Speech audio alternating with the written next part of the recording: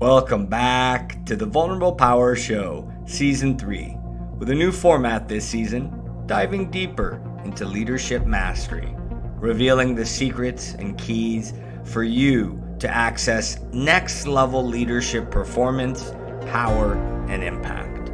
We spotlight leaders who have done their inner work and are in a zone of genius and mastery, truly ascending leadership. Join us in these heart-centered and improvised dialogues where we intend to inspire, empower, and encourage you wherever you're at on your leadership journey, inviting you to pursue your mission and soul's calling. We'll show you live demonstrations of practical tools and techniques you can use immediately to step forward and be the leader you came here to be. Learn how to live your calling and mission, making the impact for collective good as you too envision the new world you wish to see. As the Dalai Lama once said, the world doesn't need more successful people. We need more peacemakers, healers, restorers, storytellers, and lovers of all kinds. Greetings, everybody, and welcome back. Welcome back to Season 3 of the Vulnerable Power Show. Where has the time gone? It was 2020 where this really abstract idea popped into my field while communing in nature, Vulnerable Power Show. And over the last 2 years, Season 1, traversing this inner work, this starting of the journey. What does it look like? So if you've never checked out the first season, really potent initial start, and we transitioned 2021 into Season 2, more of the mastery, the next stages. As you start to answer your soul's calling, what does that look like? And we spotlighted various leaders, and as always, empowering you, inspiring you. So wherever you're at in your leadership journey, you can take the next step forward. Now this season, I felt inspired to tweak something that's very near and dear to me. We've always left you with impact and practical. So this season, we're really going to start to highlight and spotlight leaders that have brought together their soul or their calling or mission, as it were, into their full-time work. And today's episode, our inaugural episode, first episode of this third season, I am really excited. I'm usually very stoked, passionate, as we say. This is very near and dear for me. I have a soul sister sitting next to me who has been instrumental in my own healing journey and bringing back what I call more pieces of my soul. And in the last 4 years, we've grown to be very close, and I've often called upon Janet. And so I'm very excited because today, when we launch this season, we're going to do this new format where we not only talk about the leader's journey and some techniques, we're actually going to spotlight what they do full time. And we're going to have the second, shall we say, half of the show be more of a practical, demonstrative experiment of showing techniques and various things that you, leaders in the audience, can employ, operationalize for making these impactful shifts. So without further ado, I wanted to introduce Janet briefly, because she is a very amazing woman. She hails from the East Coast, and after suffering very early on, which she'll touch upon today in exploring her story in her early years, after losing her parents tragically at a very early age, she found her way out to California after going to college, got her MBA from UCLA, so a fellow what I would call business wizard like myself. And I didn't know this about Janet, getting her bio for today's show. She was an accountant for 20 years, a single mother. So she did all of this. And then she found, as she's going to tell us today,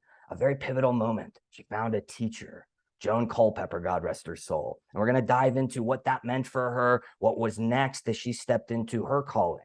So without further ado, Janet, it is truly, I mean, every guest here is near and dear to me. This is really a part of my mission. You, as I said, it is truly an honor to have you here and to begin to spotlight your work that you've been doing for so long as a way shower in the collective. So how you doing and how you feeling before we get rocking and rolling, Janet? Well, I'm feeling great, and it's just such an honor to be on your show. Really, Haas, it's meant so much to your audience, and you just find a way to make everything relevant and important, significant, and helpful. So I take my hat off to you and appreciate that I'm part of the show. I just really appreciate it. Thank you. Thank you. Yeah, we're going to definitely blow some people away. And, you know, I use different words. There's so much misunderstanding. We've never actually covered a topic that I practice. She does this full time. energy work. And so it may not be the parlance that Janet uses, that as she gets into the techniques and some of the expertise that she carries, the resonance that we share is the same. And so today, this theme is really going to be about leadership energetics, more of an energetic 101 and the practical portion. Even if you've never done any of this stuff before, when we get to the tail end, the second half of today's show, you're going to really see Janet's genius. And even if, let's say, you're a naysayer to the woo, this is all about bringing the impact, the practical, mixing ancient spiritual wisdom, this really powerful wisdom with how it can bring this impact. So Janet, why don't we start with these early years? Because it really much, I didn't know this about you. I mean, I've known you for about 5 years. So, where do you feel called to start in terms of these early years and some of the early traumas and things that your soul experienced in this life? Well, I will get there in 1 second, but I just Yeah. want to say to you, you're mentioning the different wording. So many modalities have the same words or similar words, and they might mean something different. So when I'm talking to you, I am going to be very specific, define my words so there aren't assumptions made based on something else we've learned. There's so much, it doesn't make it right or better, it's just different. So it's just to clarify. So I just wanted to say thank you for that. And also to say the practical, the everyday things that we do to help ourselves, very important. But if you add on the spirit, the energetic side, clearing the energetics that we carry, you've got both sides working for you. So, and that's what I love about, I mean, again, when I met you and you said MBA from UCLA at Anderson School, I mean, that is really what I sense we're both about. And is one of the themes of the show is to bring forward, this holistic. And I know we'll talk about this throughout, that there is so much misunderstanding, outside of maybe the science or the spiritual, I jokingly call it the woo-woo. There is so much misunderstanding. And I know that's something you're passionate about talking about today. So we'll definitely unpack some of that, I sense. So, and who knows, Janet and I have previewed, there's so much material, so many books, as we'll talk about throughout today's episode. We're likely going to bring her back for the 4th season and on, and there's so many things in the works. So stay tuned. This is only going to be the beginning, I sense, of one of our co-creations with Janet and I. So, which is great. It's exciting. So I will just be brief about my childhood. Yes, my parents died when I was 18 months, and I was adopted by my aunt and uncle. So I didn't have to go into any kind of, orphanage or the foster care. But something happened that was completely unexpected, and nobody had any kind of intention like this. My aunt and uncle jumped right in to adopt me, but my aunt, my 2 mothers were sisters, she was pregnant with her 4th child. And it was in the summer. She was hot. She had 3 other children. So what she did was she sent me to my grandmother's house. And different aunts and uncles would come in, take care of me for 2 weeks, then leave. Another set would come in, or friends of the family. Wow. And this went on for 2 or 3 months. Now you have to understand, when my parents died, they just didn't come back. At an 18-month-old, I didn't know about death. I didn't have words, I didn't have, anything but to really speak, well, what's happening here? And nobody talked about death in the olden days, And so I go off, and parental figures come, an aunt and uncle, and another aunt and uncle set, and they take care of me for 2 weeks. I love them. And then guess what? They leave. Wow. Then 2 more come in, and they leave, and wow. 2 more come in, and they leave. And so, and I didn't even learn this until about 5 or 10 years ago, from the Higher Selves explained to me what happened. So what happened was, I was afraid to love, because everybody I loved left and didn't come back. Wow. And so by the time I was able to go back to the aunt and uncle that adopted me, I was too scared to trust. I was too scared to love. Now, I did love my aunt and uncle, but I didn't want to show it. Heaven forbid they disappear. But my aunt and uncle, especially my aunt, because being the mother, she maybe had a little bit more, child connection. My father at the time was working 7 days a week. She felt rejected, and she closed me out. Wow. And she just, she doesn't like me, I don't like her. It was one of those. And just remember, back in those days, therapy and all this kind of stuff we take for granted just wasn't there. And so unintentional from anybody's viewpoint, but it left me in my childhood scared of everything and everyone, anxiety and fear all the time. And I actually did something that I've never heard of or read since, but as a child, I developed a way to look at people with my eyes partially crossed. And so it made those, everybody I talked to, blurry. Now, I didn't know how I was doing it, but I did it every single day with everyone I talked to. And I didn't even realize that nobody else did that or that I was doing something different until I was in my teens. And then I consciously had to stop doing it. So in any case, I grew up really fearful. My mother or somebody would say, answer the phone. I was scared to death to pick up the phone. I mean, it was a really intense, simple life, everyday life fears. Wow. And so the minute I went to college, I went to the infirmary and I said, I need help. One thing I had was I had intelligence. I was able to do well in school. So I did get into college and I went straight to the infirmary, help. And they referred me to a therapist. So I started therapy at age 17, 18. And it was helpful because I came to understand some stuff consciously because I just didn't have a clue. But it didn't really solve any problems. And then I finished school, other things, and eventually I did find my way to California, went to 2 more therapists in California. Over 15 years, I did 6 years of therapy. Wow. And boy, was I good at spotting my patterns. Oh, well, there's my mother pattern. I moved across the country to get some space. I never rejected my family. I always tried, but the rejection was there to me. But I always loved my mother. I always loved her, but I moved away because she was always judging and critical, hypercritical of me, but it came from her own hurt, which I didn't understand at the time. But I brought all that pattern with me and I got a job and my boss was like that. Or one of my colleagues was like that. So I began to recognize from the therapy all my patterns, but it never got rid of all this intense anxiety that I had every day, all day long. I didn't have anxiety attacks, but I was just living in a state of anxiety all the waking hours. Wow. So then eventually, I mean, any questions so far? I many of the audience may be new. Some of you may be regulars and have seen the other seasons. So, I mean, this is very raw and unscripted. Most of the guests, we kind of jib and jive a little bit. This is kind of the general flow. So oftentimes there's a beautiful algorithm at play with the universe. So we kind of flow and then I guide and lead as we go. So it's really beautiful that you're highlighting what will be a guest coming on the show later on.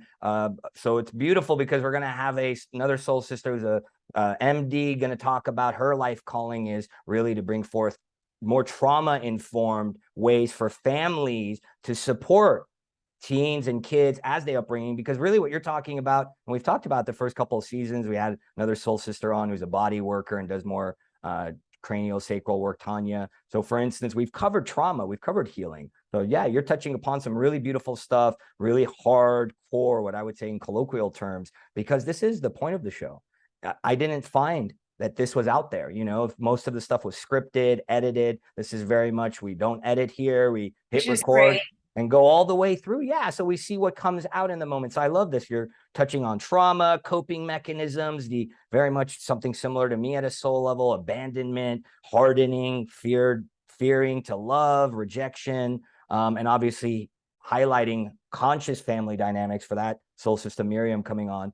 And then patterns of energy, which I sense we're going to really get to in the techniques. I love that verbiage because everything is energy. So as you're going through this, as you're unpacking this in therapy, I mean, let's really granular, not that there's anything wrong in different strokes for different folks.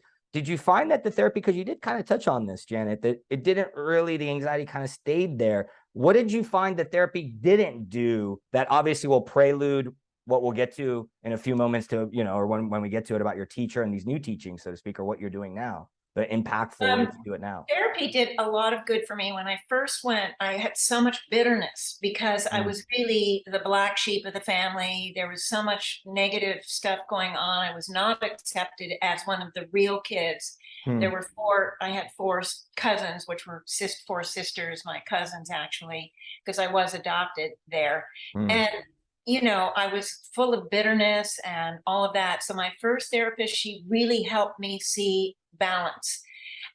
She had me talk about various things, and I saw that there was a lot of good there that I'd lost sight of because I was in really a lot of pain. So that was really great. And when I came to LA, I had two other therapists that also helped me see in more detail, try to understand the other people more. And, you know, I had incidents with family members, and they would say, you know, they'd help me think through it and see the bigger picture. It was really positive in that way. And I really don't want to denigrate therapy at all, because there's many different types. It can be so helpful. But for me, it didn't get rid of the anxiety. As much as I understood, as much help as I got, the anxiety every morning was there like clockwork, like the sun. And it just was there, and I learned to cope with it, but it's not comfortable.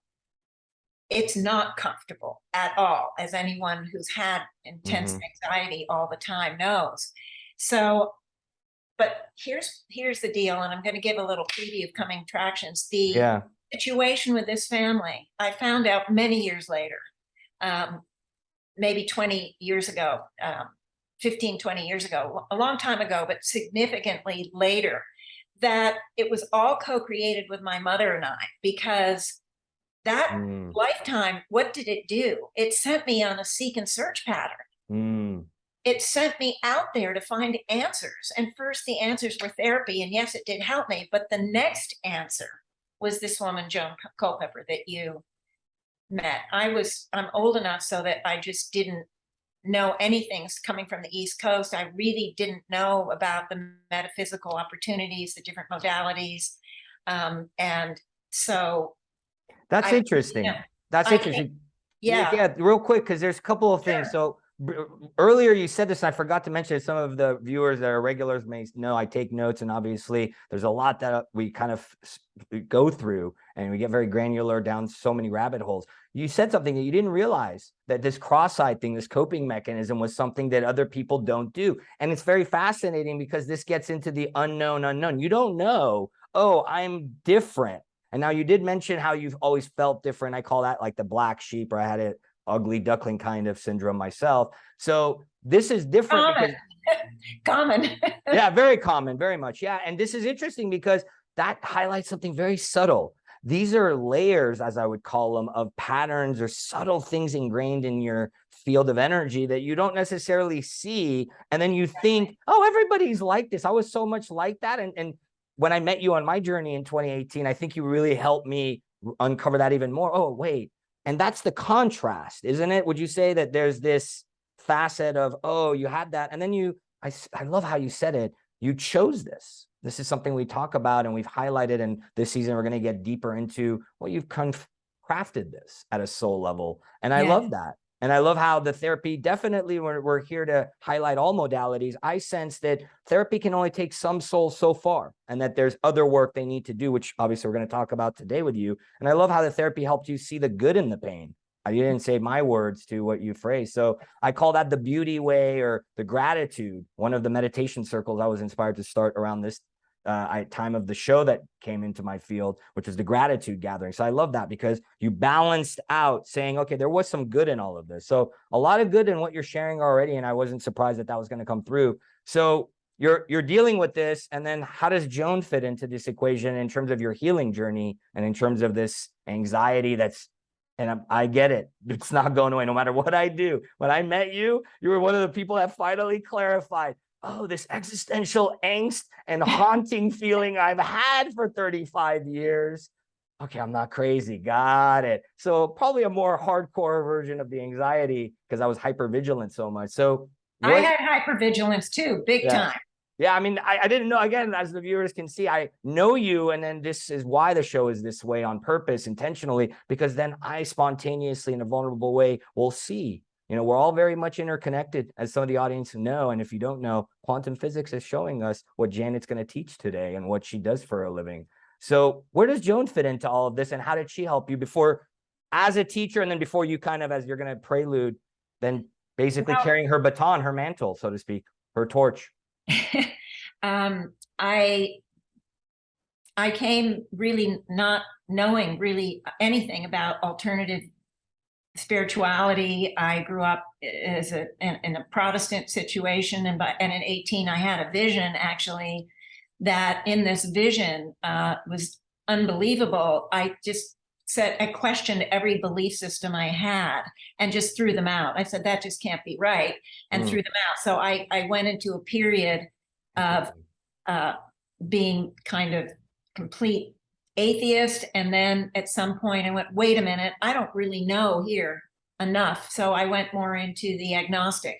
Then when I met Joan, just so you know, I began to see things in a much more expanded way. It wasn't the traditional God that I'd been brought up with. Now, that traditional God, again, I do not want to denigrate in any way, shape, or form, because in fact, all souls are on a journey. And sometimes that some religious route or some, seemingly offbeat, some spiritual thing, those things have a place, and they can speak and be helpful for the souls that have moved in there. There is nothing I would ever denigrate, okay? But I'm just saying, for me, Joan's world expanded on that. But what happened was, when I came here, I had a hairdresser and he loved psychics. So this was like a learning curve for me. Oh, psychics, and every time I went, he would tell me the latest psychic reading that he'd had. Okay. He also had a fascination with everything military, and he'd share with his latest books. This was pre-internet, pre-Audible books, and he would share with me all these things about the various famous generals or famous wars and all of that. And after about, I think, a year with him, I thought, well, maybe I'll try going to a psychic. Ooh. And so he gave me the name of his psychic, and I literally put it on the dash of my car and never called her. It got lost somewhere, I don't know.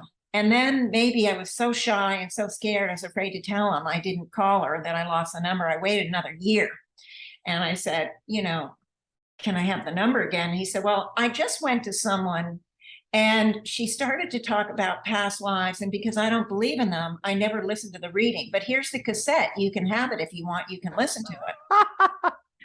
And I'm like, okay. So I listened to it, and I'm like, she did the reading in 2 different parts. She did all her reading. One was this traditional psychic reading, which was enough to blow you away. She started talking about all his military history and his past lives. And I felt like she had been a fly on the wall all those years he was telling me.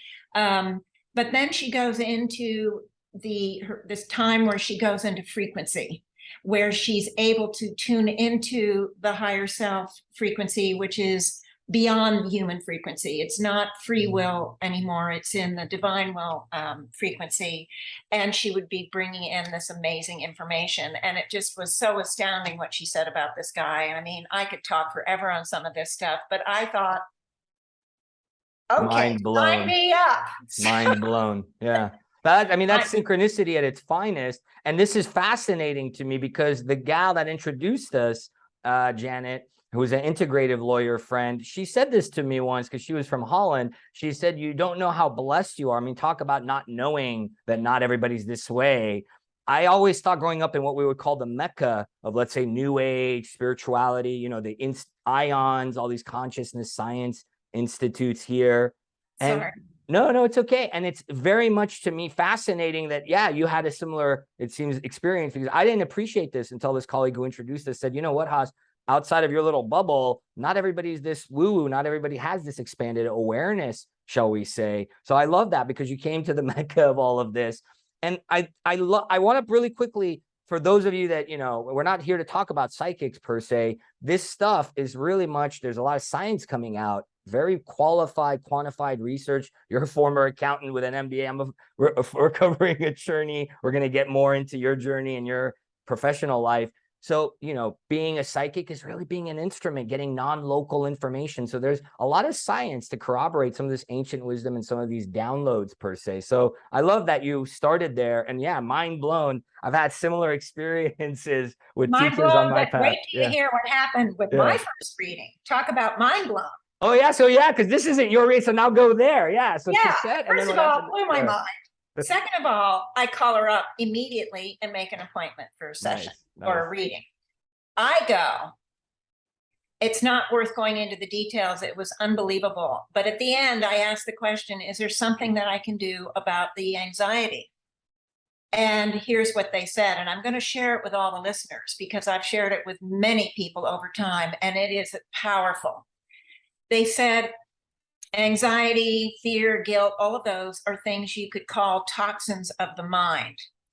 And just like if you eat something that's, got germs or something, and you get a toxin in the body. And they said, when you eat something that's toxin, what do? You race to the bathroom because you're either throwing up or doing the diarrhea. Sorry if it's TMI. No. And you vulnerable power. Be raw. you're getting rid of the toxin. But they said the problem with toxins of the mind is that we analyze them. We try to figure them out. We're telling Joe Schmo and all the people. And in that way, we're actually empowering those toxins. Yep. And they said, what you really need to do is when you're feeling it, just allow it to come out symbolically. It's symbolic, and you don't have to do it exactly this way, but this is how I did it because I had known nothing at this point. Let it out the top of your head and see it go into the light. So are you, really quickly, pretend I don't know this, because you actually told me this after our first session, and I was already very advanced. My eldest sibling, I don't think you knew this at the time, maybe you don't now, is, in the woo-woo space. And, I was around all of these luminaries. So I knew a lot, and something this simple, really quickly, we're not at the technique portion, let's improvise, let's pepper it in as we go. So this one, what do you mean? Because when you said this to me, I was like, this is so simple, no way. And now when I teach and I do healing work at a very advanced level like you, I tell them simple things and they don't believe how profound it can be. So let's blow them away. And you can use this at any time. And some schools of thought call this thought forms. There's a lot of different names. It's, I like how you said it. I'm going to get into all that. Yeah, but let me just explain the experience. Talk to us.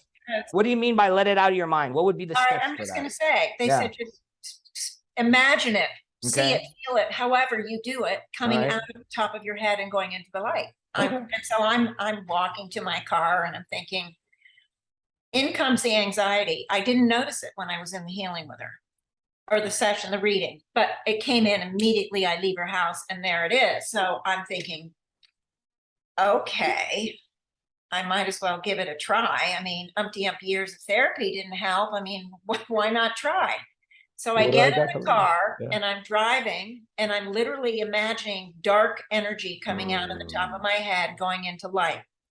And after, I don't know, 3-4 minutes or so, I feel the anxiety start to leave, start to go away. I mean, it was mind-boggling for me. So I go, wow, it went away. And I'm driving and I'm thinking, oh my God, it's gone. And about half an hour later, boom, back it came. So I'm like, okay, because there were no instructions other than that. So I'm finding my own way and I'm thinking, well, maybe I have to do it more than once. Okay, that's my theory in the moment. And so I do it again, and I do it off and on that whole day. Each time I do it, it goes away and then it comes back. Same the second day, same with the third day. But what I found is as I did it, it came back less often and it was easier for me to get it gone. By the 5th day, it didn't come back, period. Doesn't mean I never ever felt anxiety over that, but there would be some reason. I'm going for an interview somewhere and you're nervous about how you're going to do, are you going to get the job? When there was something specific, but what I let go of was the chronic, everyday anxiety. Never had it again, period. I'm telling you the truth. And that's the basis of the work. So what did I do? I said, sign me up. And I went to all Joan's classes from that period forward. I was totally thrilled because I tried, as I said, 6 years, over 15 years of therapy, 15 years, 6 years throughout. It just, I never got rid of it. And after 5 days, it was gone. Now that things, there's a reason, I'm not going to get into why it was so easy, just took me 5 days. But really, this is this work that you need to release the energetics that you have accumulated. And I'm going to talk about more of that, but I didn't know if you, Haas, had something else. Well, yeah, it's beautiful. All I do is I pepper in, some of the regulars know this. I mean, for me, what I popped in a few minutes, about 15 minutes ago, is when you were talking about psychics and, you know, even downloading, getting information. Nikola Tesla, you know, the famous scientist, I think had a quote similar along the lines of, all I am is a receiver of information from the universe. You know, and as I said earlier, there's a lot of institutes now. So many of them happen to be based in California, the woo-woo capital, where it's converging on this understanding of non-local information. And then Nicola, I've mentioned this on the show before. You want to understand the secrets of the universe, understand energy, waves, and frequency, which you're going to talk about. So yeah, everything's energy. You know, we try to attack it through the mindset, which we're going to have a soul brother, former protege, potentially on this season, who's going to talk about mental health, a misnomer as well, because we think it's a material issue. And I love how you highlight that. It's an energetic. It's a purely energetic thing that if you suspend disbelief and you're at that point that I call ripened, that you're desperate enough, like, oh, hands up in the air.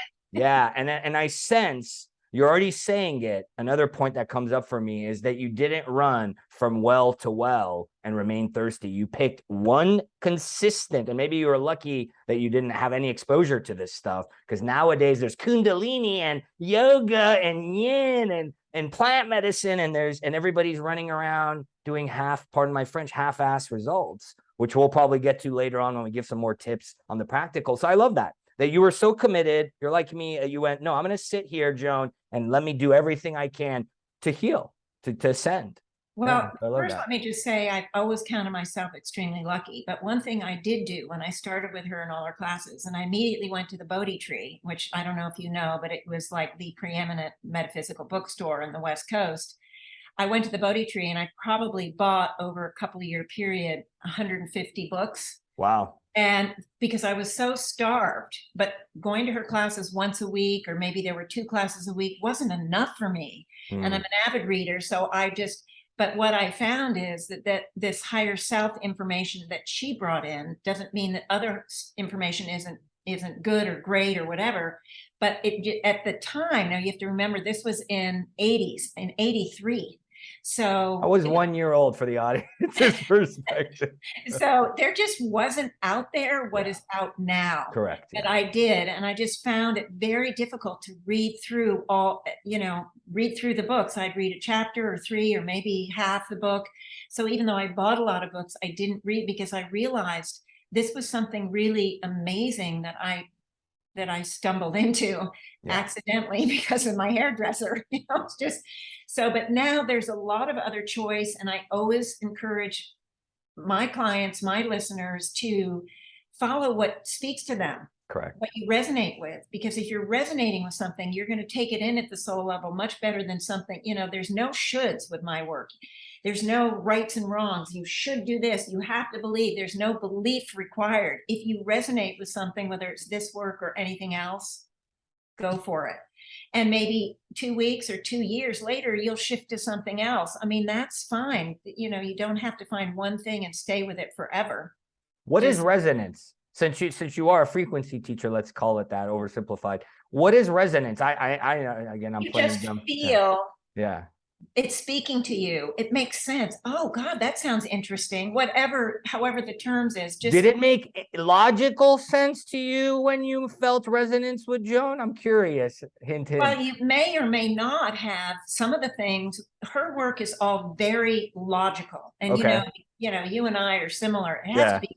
I mean, MBA math science is my thing. So I'm just telling you, the information has to be logical. It has to build. It has to connect.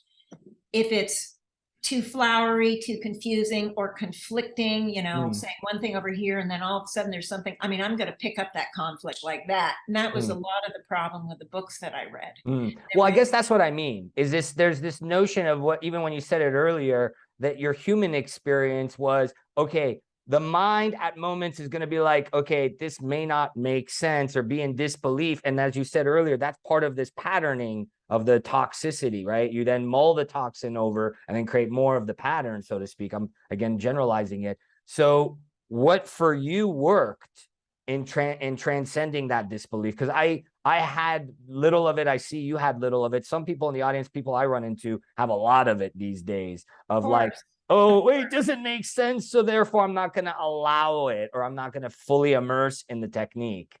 You know, Well, what would you say to anybody that has that experience, so to speak?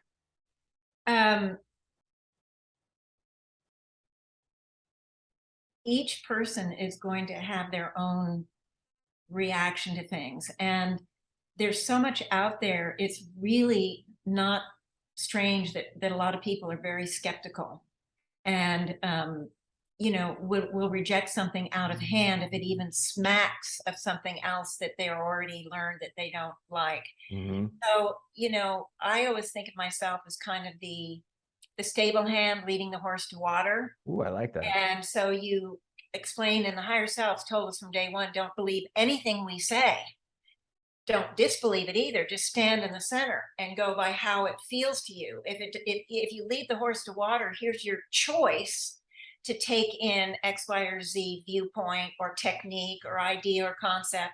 But if it doesn't feel good to you, you know, you might find better water in another trough, in I another love that. corral. You I know, love that. it's just letting people know the options out there, perspectives, viewpoints, techniques, and let them make their own choices. I It's love not that. about stuffing the horse's head down in the water saying, you got to do this, you know, you Here's got some to. options. Here's some tools. Try it on, experience it. I love that. And that's how much, yeah, like I said, we may not speak the same vernacular as you often say. We do, with the resonance is the same, because that's very much what I would say. Yes, Yeah. yes. And for me, because I had an immediate result, but of course, I tried it. I could have tried it once or twice and given up because it didn't stay away day one. Oh, keep going. This is another one. It I didn't just said, stick. you know, Just I throw it tried out. a Yeah. therapy for 6 years. I mean, what's a few days, you know? That's the other thing, is the self-commitment to, I you love know, that. listen to this voice, and for some reason I was motivated, just whatever the soul brought me to her. And then when I heard what she said, and her reading for me was outrageously amazing, but that, you know, the whole bowl of wax, you know, I heard that, my voice saying, give this a chance, give this a chance. And I did. And then, you know, I signed up for her classes, and I mean, it just, not only did I sign up for the classes, but I voluntarily typed, because she recorded them all on cassette tapes. I typed them all voluntarily on an old-fashioned typewriter. It was electric, but it wasn't automatic erasure or anything. You still had to do this with a, you know, I typed everything to keep it fresh, to remember it. And I volunteered to type her clients' cassette tapes if they wanted it. I mean, because I just was a sponge. I just wanted to learn it all. I didn't know where I was going to go on it, except for to help heal myself, heal friends and family, you know. So I did. So that's basically That's beautiful. I mean, that for me, it was similar. You know, these teachers came along, and then I became, like, the sponge is a good analogy. This osmosis would happen. And then that's very much in hindsight. Then you don't know. I would say the best healer, the best teacher is a reluctant one, my verbiage, because you don't know. In hindsight, you're like, well, I'll be darned. All of this that I thought, even the founder of Vipassana, let's say, Goenka, was similar. This Buddhist, he wasn't a Buddhist, he was an industrialist, former scientist. And this guy, similar to our journey, he went to heal himself. Then he's like, look, I'll help some family and friends. Next thing you know, he has a school. You know, it seems to be that our higher selves, our universal hand, guides us. So it's you know, it's remarkable the more and more that we bring guests on and we see this universality, and that it doesn't matter what resonates to you. All of the roads are going to lead you back to the one. It's all going to take you, if it's a true teaching. And that's what I love about you, as the audience is going to continue to see, that you're very much a pure instrument. And maybe it's because you were unjaded with all these other teachings. You kind of came into it tabula rasa, to use the Latin. No, I did not come into anything tabula rasa. I You don't worked think so? my whole butt off to do the releases. I mean, I started Okay. with anxiety, but we, as souls, we've been around not for a few lives, not for 100 lives, but hundreds and hundreds of thousands of lives. Oh boy. And we have accumulated energies with each of these lives. So we're walking garbage pits for energy. I call it the, energetic garbage. And we have layers upon layers upon layers upon layers. And so I just was dedicated to releasing, and I've created a pretty neutral space right now for myself. I wake up happy every day, and I have very, very little things. Every once in a while, something will come in, but I know it's an opportunity. Oh, I brought that in because I'm still carrying some dregs in there, and I go and I work on it. And I'm going to show everybody too how to do it. I'm going to explain what I I mean by love that. It's it's a previewing more and more. I love that, because we were talking with the Soul Sister who will come on talking about conscious families, about samkara, the more Indian term for it, karma, density. So it's accumulated stuff that your vessel, your energy takes on. It's that simple for the audience's sake, and it doesn't have to be all complex. And and that's what I think we try to do that, and it trips us up. So you find her, you're typing these things up, you're essentially what I would call apprenticing without even knowing it. And so at what point do you go, this is for me? At what point do you go, maybe this is what I'm here to do? Where did that transition happen for you in terms of you stepping into the calling after finding her? The first thing that I wanted to do, first of all, I wanted to be like her, and I never really was able to bring in the information quite at her level. I mean, it's astounding what she was able to do, but I really wanted to be a healer. And so she taught somebody, a healer, the fifth dimensional, higher selves techniques, and he gave a class, and I just practice on anybody and everybody.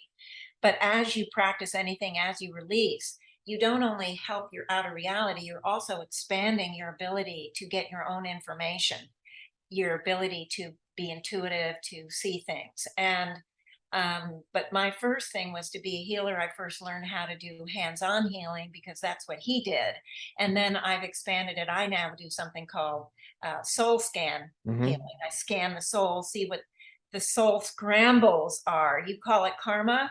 In higher self speak, we call it soul scrambles. These are patterns that we've taken on over eons of lifetimes. And we have a lot of them. Some of them are simple, some of them are highly complex and have many different parts of them. But in any case, that's what I go in and see, because we're conscious here about this life somewhat, but we don't know what's happened in the past lives. And so it's really that's how I've developed. That's how it came slowly over time. There wasn't like this big aha moment, except for Joan. She moved away after 4 years, my being part of her classes. She moved to Tennessee to help her brother out. And that actually was devastating for all of us, but it was also such an opportunity because we were really forced to go within and really work on herself. So I had absorbed for 4 years all of her information in these ways, but now I had to go within. Now I was already doing the work, but in a whole other level. If I had a question, I didn't just sign up for another reading. I had to find the answer myself, although she did do some readings. That's interesting. Yeah. So the teacher stepped away. That's fascinating. Now I'm at this point in my journey and actually fully like arriving. I see that is maybe part of this hero's journey. Allegorically, we follow patterns in life somewhat, so to speak. That is something that may happen. And so if you're in the audience, if your teacher steps away, but going back to Janet's point, find the good in it. Look at it half full, not half empty. I love this because I find that's almost necessary, that you have the teacher step away to build your own self-reliance and then up level yourself. Exactly. Yeah, because even in the Kung Fu movies, more or less, whether it's a tragic instance, the confluence of events is such that I would say it's universal, that at some point the teacher steps away and you need to kind of access this information, this data, and build your own skills more. It's Yeah, like what happens with kids. At some point, their parents die or they're independent. They have to find their own way. It's a common theme throughout life in many different ways. And it just turned out to be so valuable. And she did eventually move back to the area to take care of her grandchildren. Her daughter was still here. And so we maintained our friendship and connection. And, we were going to write, I was going to help her write a book and on this stuff. And her health wasn't good.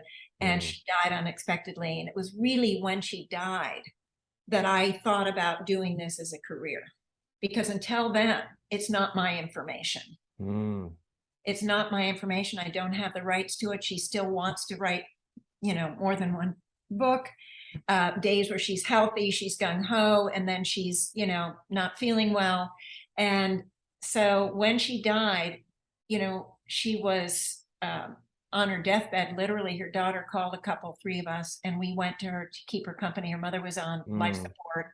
She didn't want to be alone with her mom and take her mom off life support. And so I was there, and literally she was taken off life support, but it took 45 minutes, an hour for her actually to close down completely, her body to stop. And in that time, I had conversations with her daughter, and while I'm grieving for Joan, her daughter is saying, there's notes on all of her mother's stuff. Give this to Janet, tell Janet this, all of this. And I said, oh my gosh, do you think it would be okay for me to get the rights to the material? And she goes, please. Wait, you mean she had put notes on her IP, her content in advance, and they found it, and so in a way, another thing that happened. But it wasn't in advance. Remember, we were writing, and this was really early computer stuff. Internet really hadn't happened yet. Wow. You had the computer, but not really the internet, not Google, certainly. I mean, maybe it was there, but not for us, like beginners. So she would print things out and put a note, give this to Janet, talk to Janet about this. This is an idea for such a book, all these just sort of notes, because we were working together. And so when she went, and her daughter saw those things. And so when, in the thing, while I'm, we're all grieving because Joan is gone, I asked for the rights, and she said, please, I don't want my mother's legacy to die. But I literally was not waiting for her to die. I just was there for her. I was working as I had my own company. I see this a lot. In the accounting field, I had my own company. I was working. I never. Well, we're going to touch on that. We're going to touch on that, because that's where we'll get into, because before you stepped into it full time, I wanted to go back in a moment, because I would only imagine while you're a full-time accountant. I mean, there's only one industry that's more anal retentive than law, and that is accountancy. I love you guys and gals. So literally, okay, let's back up for 1 second before we get more onto the IP and the transference, because you see that with ancient traditional, gurus, masters, teachers, that they kind of, it echoes this. That's kind of what I'm picking up, that she kind of knew, there was this co-creation going on. There may have been like a aspect of, hey, this is maybe something Janet can kind of run with. Well, she knew. She was relying on me because her health wasn't good, and I was a fast typist, and I was, offering to do a lot of stuff for her. I was like her assistant. Yeah, you see that a lot, I say, with teachers. So that's awesome that, again, it echoes in your human experience. So let's go back a step. You're stepping into you're in this point where we're going to start to get into the energetic techniques and stuff, and how you're doing this full time in terms of your human experience. Before we get there, because we talked about this, and I know that's kind of something that, you said it earlier, in the 80s, this was an accepted stuff. Even now, as more commonplace spirituality is, it's still not readily accepted. So God knows, there's a way show where you probably faced internal and external self-doubt, like, well, what am I doing? I don't know if you did. I did. I know I did. I was afraid that, oh my God, if my colleagues only knew, which is really one of the themes of this season, is to not be torn anymore. Now that we've shown the journey up until now, that mastery is about bringing it together, as Janet is showing us. So before you get to the masterfulness, what did Janet have any of those moments, and how did you deal with it? Am I crazy? Are they going to think I'm freaking nuts? Before you owned your freak flag and waved it high, what was Janet's human experience of this? Because this, I think, is very applicable this season. We've talked about it before. We've touched upon it, self-doubt and inner work. This, for me, you're cutting edge. You're leading edge. So you're not yo, let me talk about it. You're literally, as the audience will see over this episode and future ones, you're downloading some really advanced information. So I would say your more expanded perspective is probably even more against the common 3D understanding, so to speak. So, well, I mean, I really love that you're talking about the self-doubt, because I'm not one that had, say, a terrible car accident and died and came back, and I came back totally psychic. I'm no not NDE for you? Oh, No, shucks. and I'm not one that comes from sort of the family line of psychics and just it's in my blood in some way. I just wanted it. And so as I'm going through now, I wasn't asking for money at all. I would just volunteer what I knew, and I just kept trying, but there's so much self-doubt. And in one of my readings, the higher self told me, in one of the readings from Joan, that self-doubt was the biggest problem that I carried. It's a very common one. So I'm not alone, and I don't think that. But from that day forward, I was working to release self-doubt. But every time I tried something new or wanted to do something new on any event, back it came. And then when I got to doing this work, I got the rights in 2006, but that meant I got almost 1,000 cassette tapes. Now, the cassette tapes are almost unusable if they aren't digitized. Yeah. So all of those had to be transcribed. So for my God. 3 years, That's so much work. I don't even want to think about that as an extrovert. That's so much introverted type work. I didn't do it. I hired people. Oh, good for you. I'm not professionals. They're too expensive. People I knew that needed a little extra money, they did it. Now I look back on it and I feel like, wow, I'm so lucky that it was so little. But I had to, and I continued my accounting that whole time while they were but I did start my very first book, but I hardly made any inroads on it. Because did you share any of this candidly, vulnerably? Did you share any of this? So you're full-time accountant, you're many decades in, 2 decades in. What did you share any of this with colleagues in your professional life? Talk to me really quick. Let's real quick go down that rabbit hole.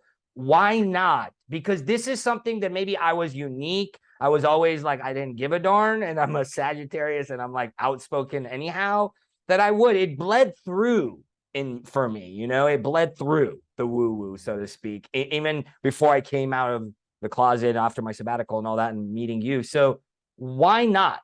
So you're saying no, so why not? Talk about your human experience back then.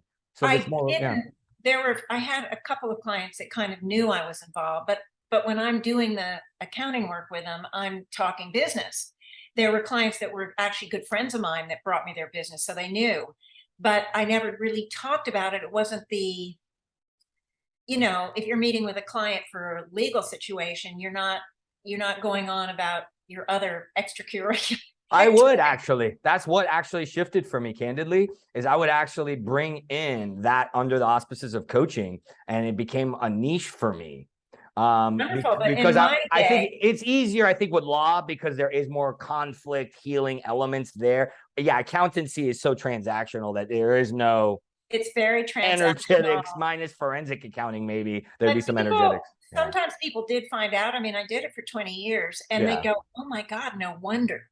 So they always had some sort of sense. That says it all. No wonder. No wonder. And they didn't even know no wonder what, but there was something they were feeling about. They resonated with. Yeah. And remember, this is a long time ago. I stopped it in 2009. Wow. Yeah, I sold my company in 2009. And so we're talking, what is it now? 13 years? Is that 13 years? I'm a numbers person. I should know that. It's like me. I did calculus at 16. I haven't done it in so long. This is one of the auspices or one of the factors of going into the right hemisphere, as we do when we do this work on a more neurological level, that we negate. And this kind of starts to atrophy a little bit. And then I go, wait, what's 1 + 1? But anyway, yeah, I didn't at first, but the people that I've kept in touch with, they know about it now. Interesting. I mean, that reaction says it all. I knew it, or something to that effect. Yeah. So did it hinder you? did you feel any drain or drag hiding that part of yourself? I mean, did it No, affect you at all? no. No? Interesting. Because for the people that were in my life, there was nothing hidden. I was very connected to the old group of Jones. I had a lot of people that I had a Friday group. I started my own Friday group, had it for 7 years every Friday. So I had plenty of outlets that didn't need that professional arena. And a lot of that work was it's done on the computer. They send you the documents and you're inputting it on the computer and you're doing the tax returns and the Right. Yeah. payrolls, Like I said, whatever you're doing. transactional. It makes sense. Yeah. And so it just really. Then did you have 2 lives, Janet? Does it seem like you had back then that there was like woo-woo Janet circle and then professional Janet? Maybe you could look at it like that. I didn't really, because I was working on myself, and the working on myself had to do with my professional life too, bringing in good clients, having everything work well, resolving issues. I'd work on the clients, they wouldn't even know. But I mean, I had plenty of people around me, like I said, that I didn't feel, I just at some point wanted the where I made money to line up with this other arena, so, to make it a career. Elaborate on that, because that's the theme this season. Elaborate on that. Yeah. I love you. I mean, you said it beautifully. I want what I do for a living to line up with what I think you said like to do. Is that what you said? I missed the tail end. That's okay. Yeah. I wanted the bigger reach. I just so wanted to pay forward this help that I've gotten in my life. You just have no idea to give you an example, I was able to heal myself so much with my mother that in her late 80s, I never gave up on her. I never gave up on her. And I just always would go back east and help do whatever. And she never changed to me. She was always very negative and judgmental and really horrible. But at some point, working only on myself,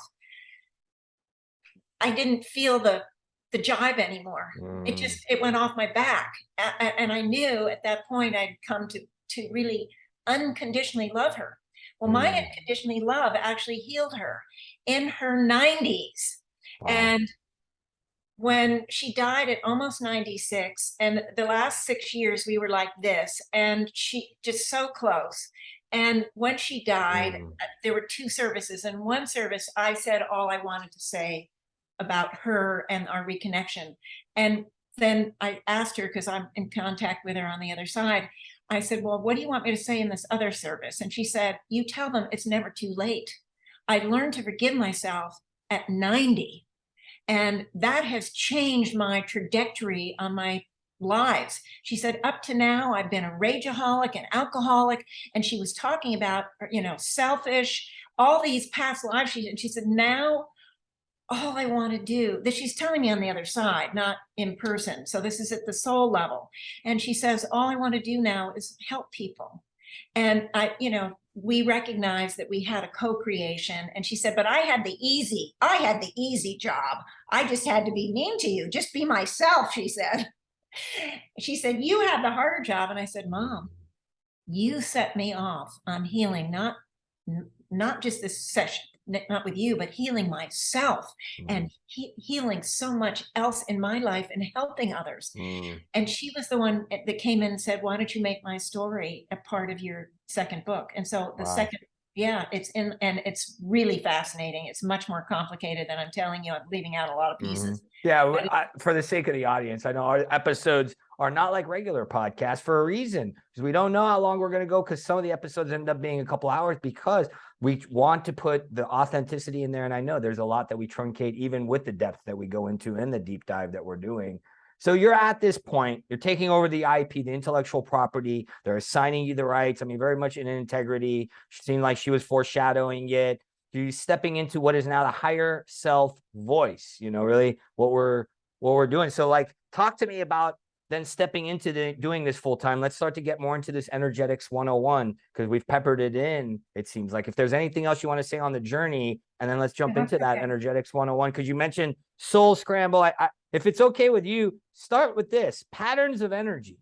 And for the audience's sake, I'm going to do the best this season to be the guinea pig when we do the practical portion. And some of you already know that. So for the audience's sake, what do you mean by patterns of energy? What is, let's start there, because it seemed like your anxiety was something along those lines, the self-doubt. I know I had something similar. It was like, I'm not good enough. And it's just way more complicated. That's really just the tip of the iceberg. So talk to us, Goose. Where do you want to start with all this? Here's the deal. I'm just going to give you like a little bit of the 101, okay?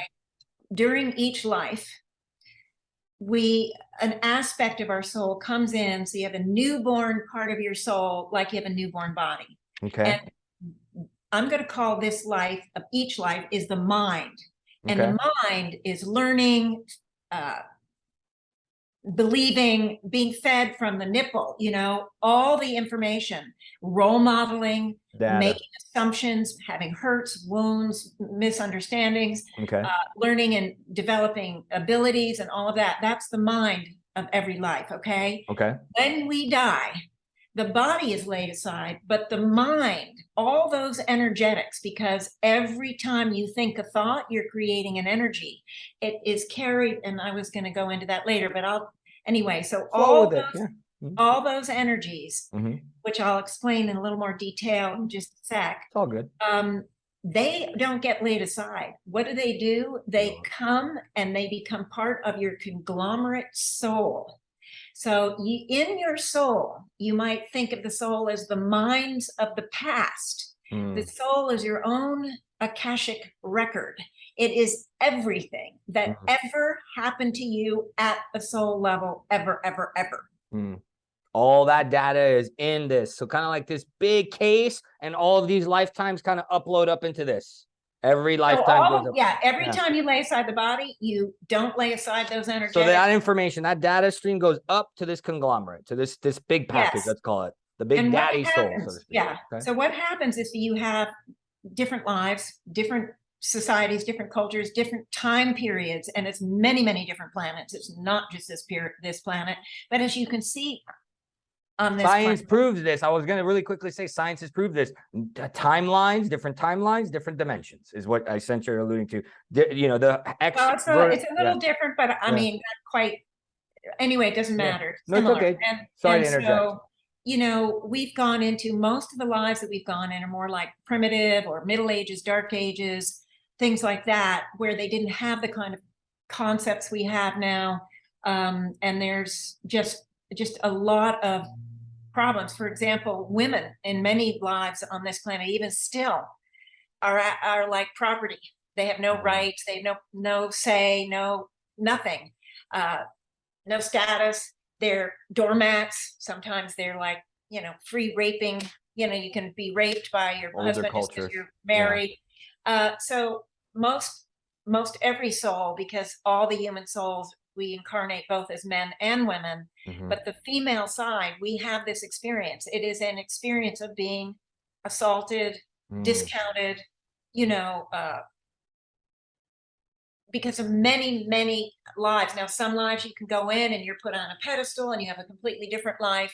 It doesn't mean you have only those kinds of lives, but we have enough of them where we are treated badly, that we create in the soul a pattern, a belief system. I'm a woman and, therefore I'm going to be downtrodden, and it's not this conscious thing. It's just energetics that we've taken on and accumulated. And we have them in so many ways. That's just one example. Wow. So that's what we call soul scramble. So when I'm doing a session, for example, or what Joan did, she would go in, or I would go in. We did it differently, but in any case, you go in and take a look. I do the soul scan to see, let's say some client says to me, I can't seem to find a job that I stay with. For some reason, I'm let go, or something happens and, I'm pushed into another office, or I put into another job and it's not what I signed up for, or, just problems. And I go in and I see what is underneath, because it doesn't go away just because it's in the past. It's part of the soul and the mind. The mind of this life and the soul, they work together. And my whole second book is called Soul Psychology, Our Journey Through the Human Kingdom Universe. And basically it says, if you only go by the mind. The mind doesn't know all the soul stuff. You're Right. basically going through your journey with hands tied behind your back. Correct.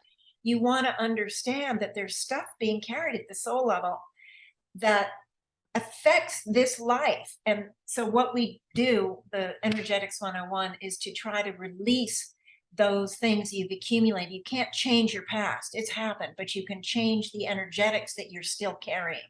You can neutralize them. Yeah, it's very much, I mean, it's like it's so simple because garbage in, garbage out. It's a system. And then you're talking, and I love how you said this. We touched upon it earlier, and I've definitely bring it up a lot, is that the mind can only pick up a certain stream of information. In psychology, they call that the superconscious and the subconscious. The conscious mind's only here.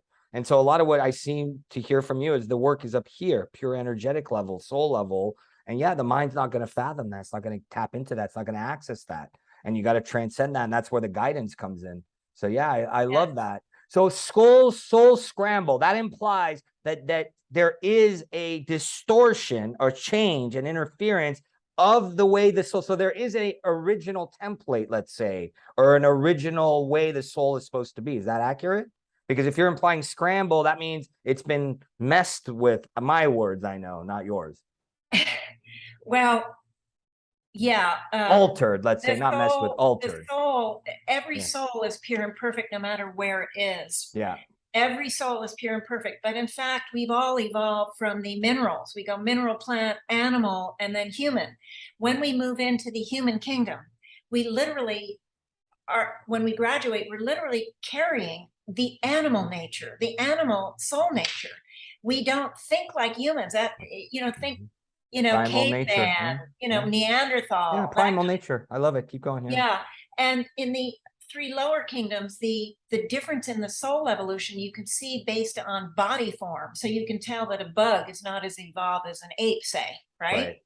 You can see the different level of soul evolution. This is not DNA evolution. That's scientific and that's all there, but I'm talking soul evolution. But when you evolve into the human kingdom, after the very, very early days where you might be more like Neanderthal or caveman type, Cro-Magnon thing, type person, the evolution is consciousness.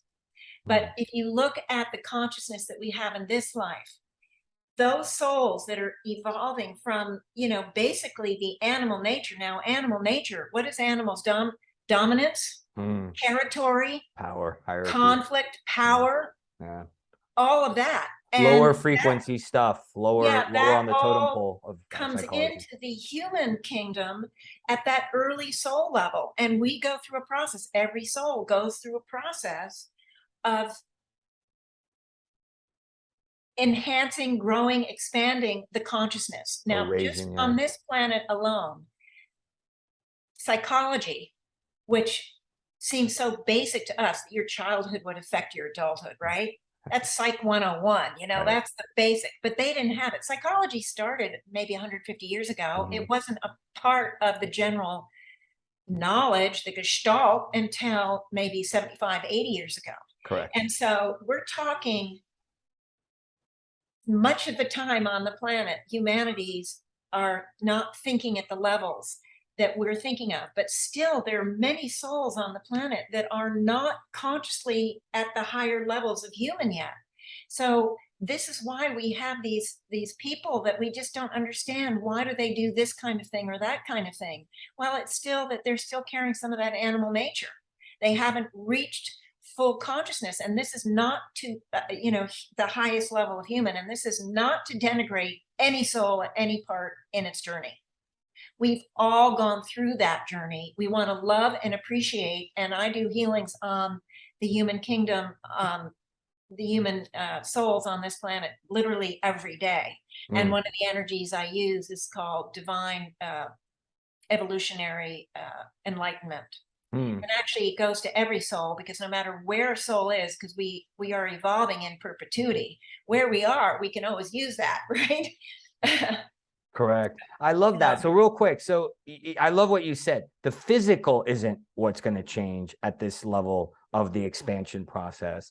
It's the consciousness, or what I call the level of consciousness, or the raising of the frequency, which in a way, it's kind of like a plane. is the analogy I oftentimes use. You kind of go higher altitude or higher on the mountaintop, whatever analogy floats your boat if you're in the audience, and your vantage point is greater. You're more expansive in view, hence why you see more. For Joan being an instrument at that high of a frequency, that's probably why she could access the non-local information, I would say, from my vernacular, that she was so far up there perspective-wise, she could be like, oh, here's all the information you don't know. She worked at it. Yeah. Well, we'll get to that. That's the practice, right? Wax on, wax Now, off. I just want to say what you're Yeah. talking about is what I call the helicopter viewpoint. Oh, yeah, please do. Use your analogy. Yeah. And so, you know, you're driving along, you get on the freeway, you have to go 20 miles down the road. If the road is really going quickly and you think, oh, great, I'm going to be there in 20 minutes. What you don't see and what the helicopter pilot sees is that 10 miles down the road, massive accident just happened, and you really need to get off at another exit or else you're going to. And what we do is we get to that accident, we didn't listen to the radio or whatever, and we sit there for 2 hours, whatever. So this is what I call exactly what you're saying. The more you release, the more you take off the blinders, the blinders, I guess, the veils that we have that keep us from knowing and expanding into that higher level. And this is really important, but I really want to say, just to get back to something, yeah, there are human souls that are more highly evolved, but I really want to stress that saying that somebody is an old soul versus a young soul, or somebody who's, you know, they've progressed and so hasn't progressed. I really want to recommend steering away from that, because dangerous vernacular. You can't judge a book by your cover. I know somebody very, very whatever who is in prison for murder, manslaughter.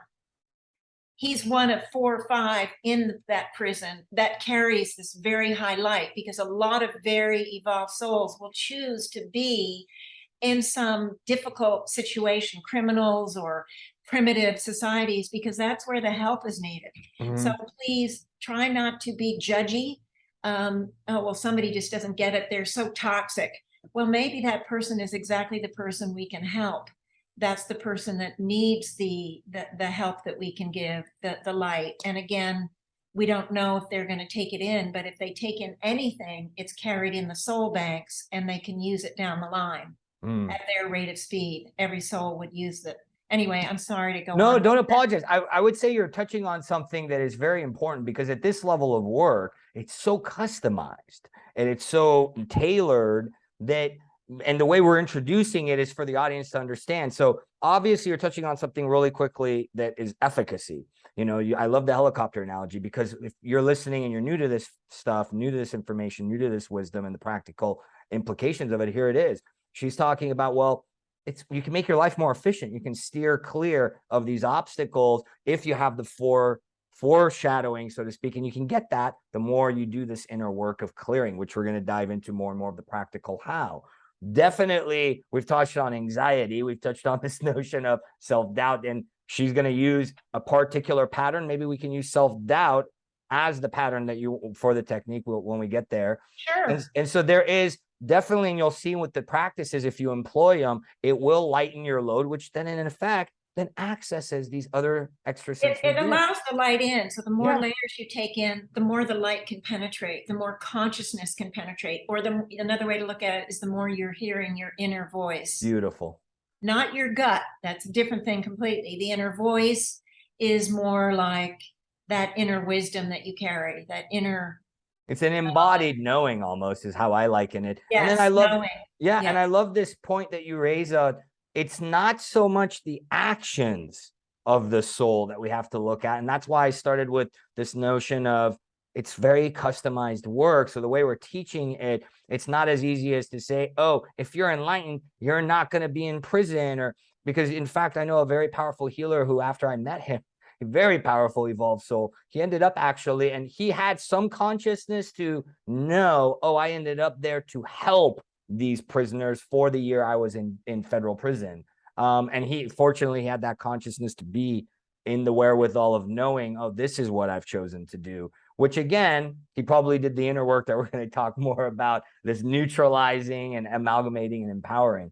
So I love this. I love that you did that parenthetical, because it's very important. And I will say I have had to learn that as a teacher, that the vernacular is important. It does create, a lot of weird stuff happens, spiritual arrogance and egos flare up, and I want to be at your level and levels. And Dr. David Hawkins, I think, does the best job in Power versus Force of explaining, look, these are frequencies. Doesn't mean one is better than another. It simply means one has that frequency, doesn't make me better because I have a higher frequency than you. So I love that you also pushed on too, that. the soul scrambles are part of the, behind what's the behavior in this life. So, just behavior is not a benchmark to judge somebody on. I love that. Because we all have soul scrambles. We all have behaviors that we aren't proud of, or we, haven't been proud of. We all have had some very, very difficult lives. And, when there's a case for me, for example, of some sort of terrorist group that attacks somewhere, I'm going in and I'm working both sides. We all have a little bit of everything. We all have victim patterns. We all actually have victimizer patterns as well. And I know that it's not the action, it's not the behavior. It doesn't mean that, if somebody kills somebody, they don't have consequences here. But I'm not judging one group of souls is better than the other. And so I'm working on both groups. Why does that one group have a victimizer pattern? I'm working on that. Why is it that the soul is allowing in assault? Why is the other one meeting it? The assaulter is meeting the assaultee, the victimizer meeting the victim. They fit. Why do those souls have the victim pattern? And that's where I go, rather than the judgment. It's just to know inside we all are pure and perfect and we're all equal. It's not to use the behavior. So I'm glad there are other things out there that talk about that. I'm glad you mentioned that. Yeah, well, it's interesting, because I would say that based on how you presented it so far, right? I mean, you have the soul in its pure essence, and then the behavior seems to be the filtration, the layers, the veils, the density we accumulate, the patterns, so to speak, that then as it comes through, it bleeds through as, oh my God, what a schmuck. Only where we have to look past, because maybe that's, as you're unpacking, that's their curriculum. They came here to experience the schmuck factor. Yeah, the schmuck factor. So it's interesting as you say that. There's another thing that popped in. It'll come back to me. So, okay, I love this. So you're talking about behavior, talking about soul scramble, the evolution and all that. As a leader, okay, if I'm dealing and I'm whether I be beginner and kind of intermediary or even stepping into that advanced level, understanding what we're talking about at a very high level, what would you say in terms of, I know we've broken it down, amalgamation, neutralizing, empowering, leading up to the techniques, what would you say they need to know, if anything else, as far as contact, to then walk us into more of the breakdown and then doing the practices, showing and demonstrating them to them? What else do you feel they need to know contextually? I want to give it like a little mini tutorial on these energetics, because let's do it. I started to say this earlier, every time you think a thought, it actually creates an energy. And that energy has its own unique magnetic signature. So you wake up and you think, oh, I feel sick today. It has this magnetic signature of, oh, I feel sick. Now, what happens to that? It doesn't just dissipate and go away. It actually moves into symbolic, like envelopes of energy that we carry around the physical body. And those envelopes carry everything, emotional responses, habits, everything. Those envelopes of energy, they're like storehouses. Now, for thought, the magnetic thought, I feel sick, it goes into that storehouse. The higher selves have a term for it. They call it the thought form body, but don't worry about the term. You get the idea. And like attracts like. So it tracks in and it goes to other thoughts we've had about being sick. Now, same goes for positive. Oh, I feel so happy today, or whatever. It goes in, creates a happy magnetic, and it goes to happy. Now, please note that when you think positive, it doesn't touch the negative that we carry. It doesn't touch it. It just is attracted to what's like it. And that's that's a very important thing, because now in the soul, in the mind, Now, of course, the mind is attached to the soul. So we're creating as we live in So it's this like life. subcompartments. Like you got like to oversimplify it, to give like kind of like a visual, because I'm more visual, auditory, kinesthetics. Everybody has different modalities for everybody's sake to optimize our learnings here. So it seems like you got, and then you're right. In some schools of thought, they call it the mental body, or, you know, in your bio field, so to speak. So it seems like there's like sub buckets. There's like a mental bucket for that energy, an emotions bucket, which you haven't gotten to. And that's all tied to the greater bucket of the soul, which we talked about earlier, that everything in every It's lifetime all tied to dimension. the mind of this life. It's what you're carrying now, these energetic envelopes. And they're all, we see them maybe symbolically, like you said, we need something to think about, but they're really all together. But think about, and you're right, they're different buckets. I like the term bucket. I don't know, it comes through that way. Sometimes people tell me I break down complex very simple, and that's why maybe. No, that's absolutely it's fine. a bucket. So the point is, and we have that with emotional responses, we have it with actions, everything. And what I was trying to get at is, because we've had so many difficult lives, of so much suffering, so much loss, so much grief, so much, you know, there were no doctors past 300, 400, 500 years ago. And most of our lives, there were no doctors. So, you know, you're in an accident, you get a broken arm or a broken leg, you're crippled for life. You know, there may, in some instances, be some help for that. But basically, we suffered a lot and we died young. We, you know, just very difficult. So in the bucket field, you look at the justice, the scales of justice, you know, that have the two platforms. It's like the positive thoughts, the positive experiences are like feathers over here. And the difficult, the negative, the hurtful, they're like bricks. And so you have this tremendous imbalance.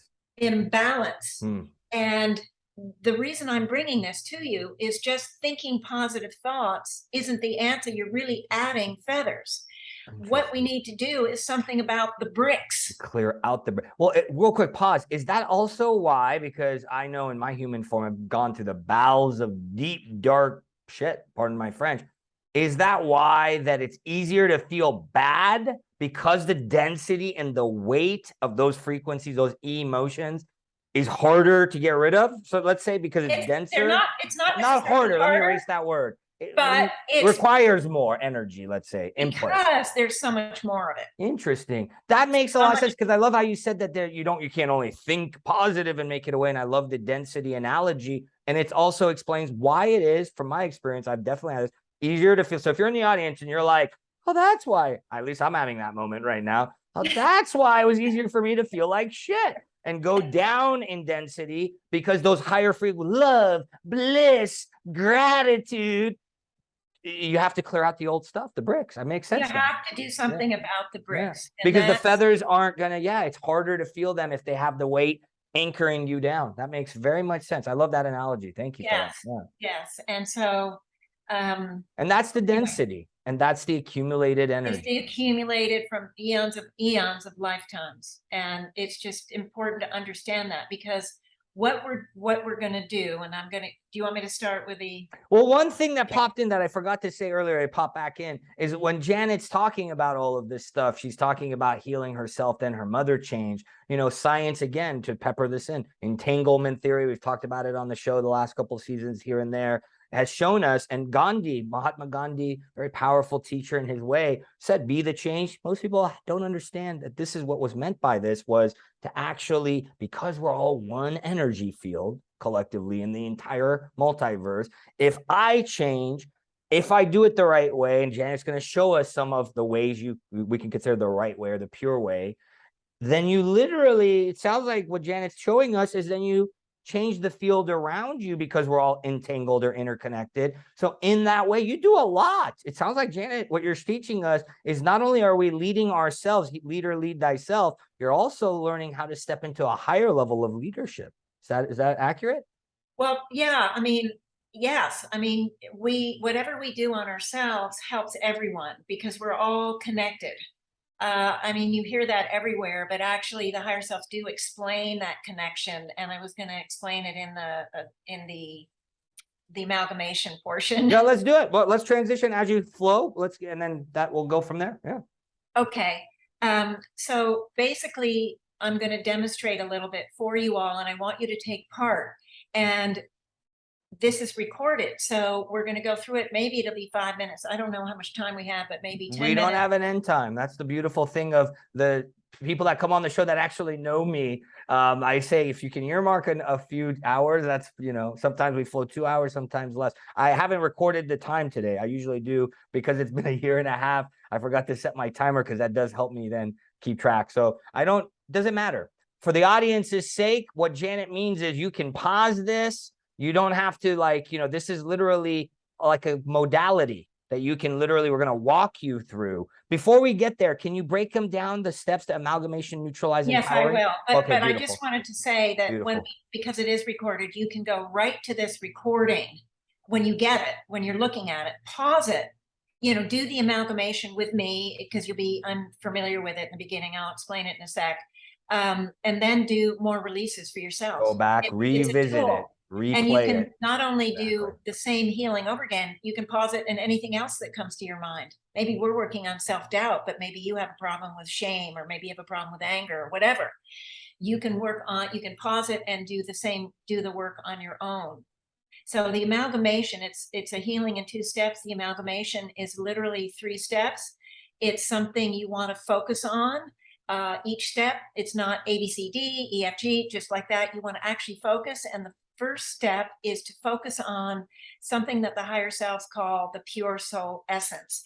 Now, it comes under many names: light within, spirit within, the God within, universe within, whatever. Holy Spirit, Christ consciousness, highest light and sound, blah, blah, blah, tomato, tomato. It's all one energy. It comes by many names, but it may not be defined in this way. So I'm going to tell you exactly how it is everything the originating source was, is, and is becoming. So it's like an aspect of originating source, just like an amoeba splits and a whole amoeba comes.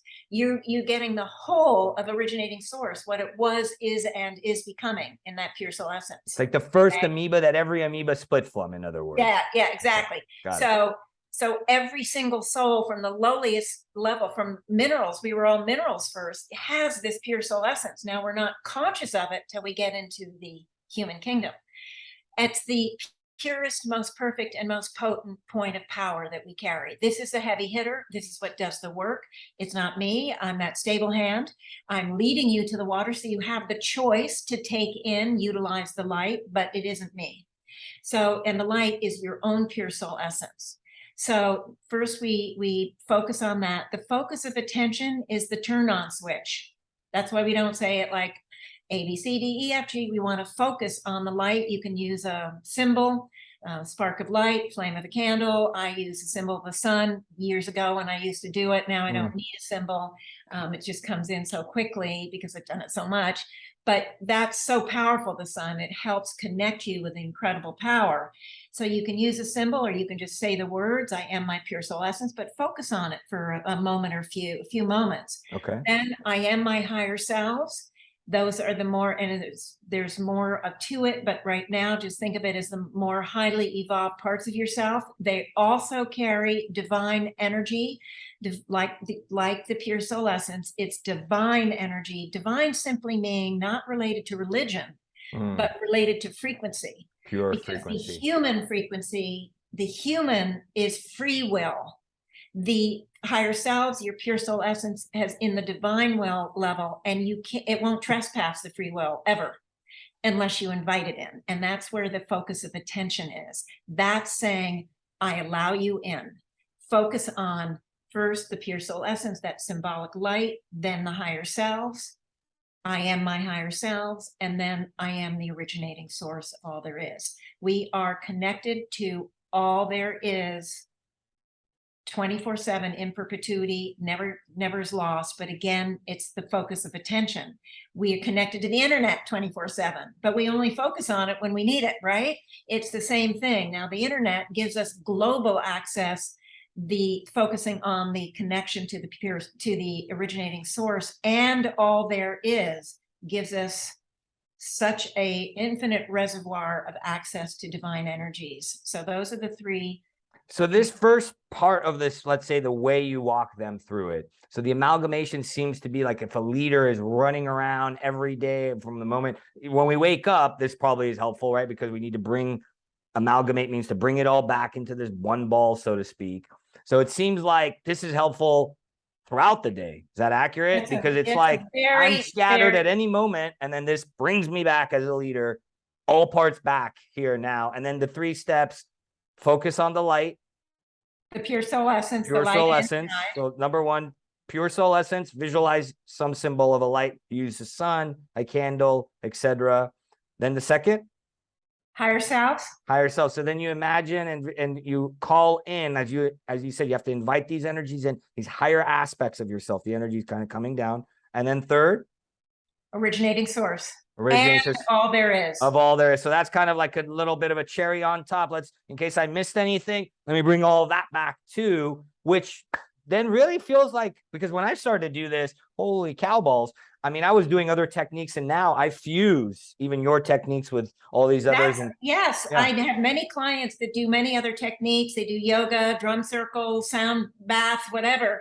They amalgamate too. And they amalgamate the amalgamation into that's a double amalgamation. Exactly. It's not either or, guys. It's everything. I mean, you can use it with anything and everything. You're standing in the grocery line and you're just twiddling your thumbs. Amalgamate. You can even do some releases because it's that easy and that quick. You don't have to go off for an hour somewhere. And I'm going to explain it in a sec. Well, we'll get to that. So, and I'll put this in the description as I will, which we're going to talk to after this about the books and stuff. You know what? I just have to tell you, I'm looking at the watch. I actually have to go no later than 10 of 2. It's like no problem. We can wind this down in the next. Wait, let me just make sure I've got the time right. Yeah, no problem. Janet is having. Oh no. Janet is having so much fun with us that I have taken her into the vortex. 2:30. The vortex where time and space dilutes, and many of my audience members may feel this. I certainly know guests have left. And they've been like, holy cow, we recorded for that long. So time flies when you're having awesome fun. I was just going to say, Haas, this is a privilege. It's a joy not to feel like I have to it's okay. Get everything in 5 minutes. You're right on cue, and the audience is lucky to have you here. And it's truly a gift that you're giving by sharing this genius. So amalgamating, we're covering that, bringing it back in, centering, really bringing all of your energy stream back here. There's a lot of efficacy to that. Okay. Yes. What else, if anything, before we go to the neutralizing? And I'll put all these in the description for those in the audience, so you have it more paint by numbers, so to speak. Oh, and real quick, what she says, I can't emphasize this enough. Focused attention, I would say, is more I would use the word embodied, similar. It's really mean it. You know, many people do affirmation work. I am this, and they're like, blah, blah, blah. The energy is not. When she says, I mean, concentrate that energy stream. Really get in there, people. I am the divine soul essence. Not, I'm the divine soul essence.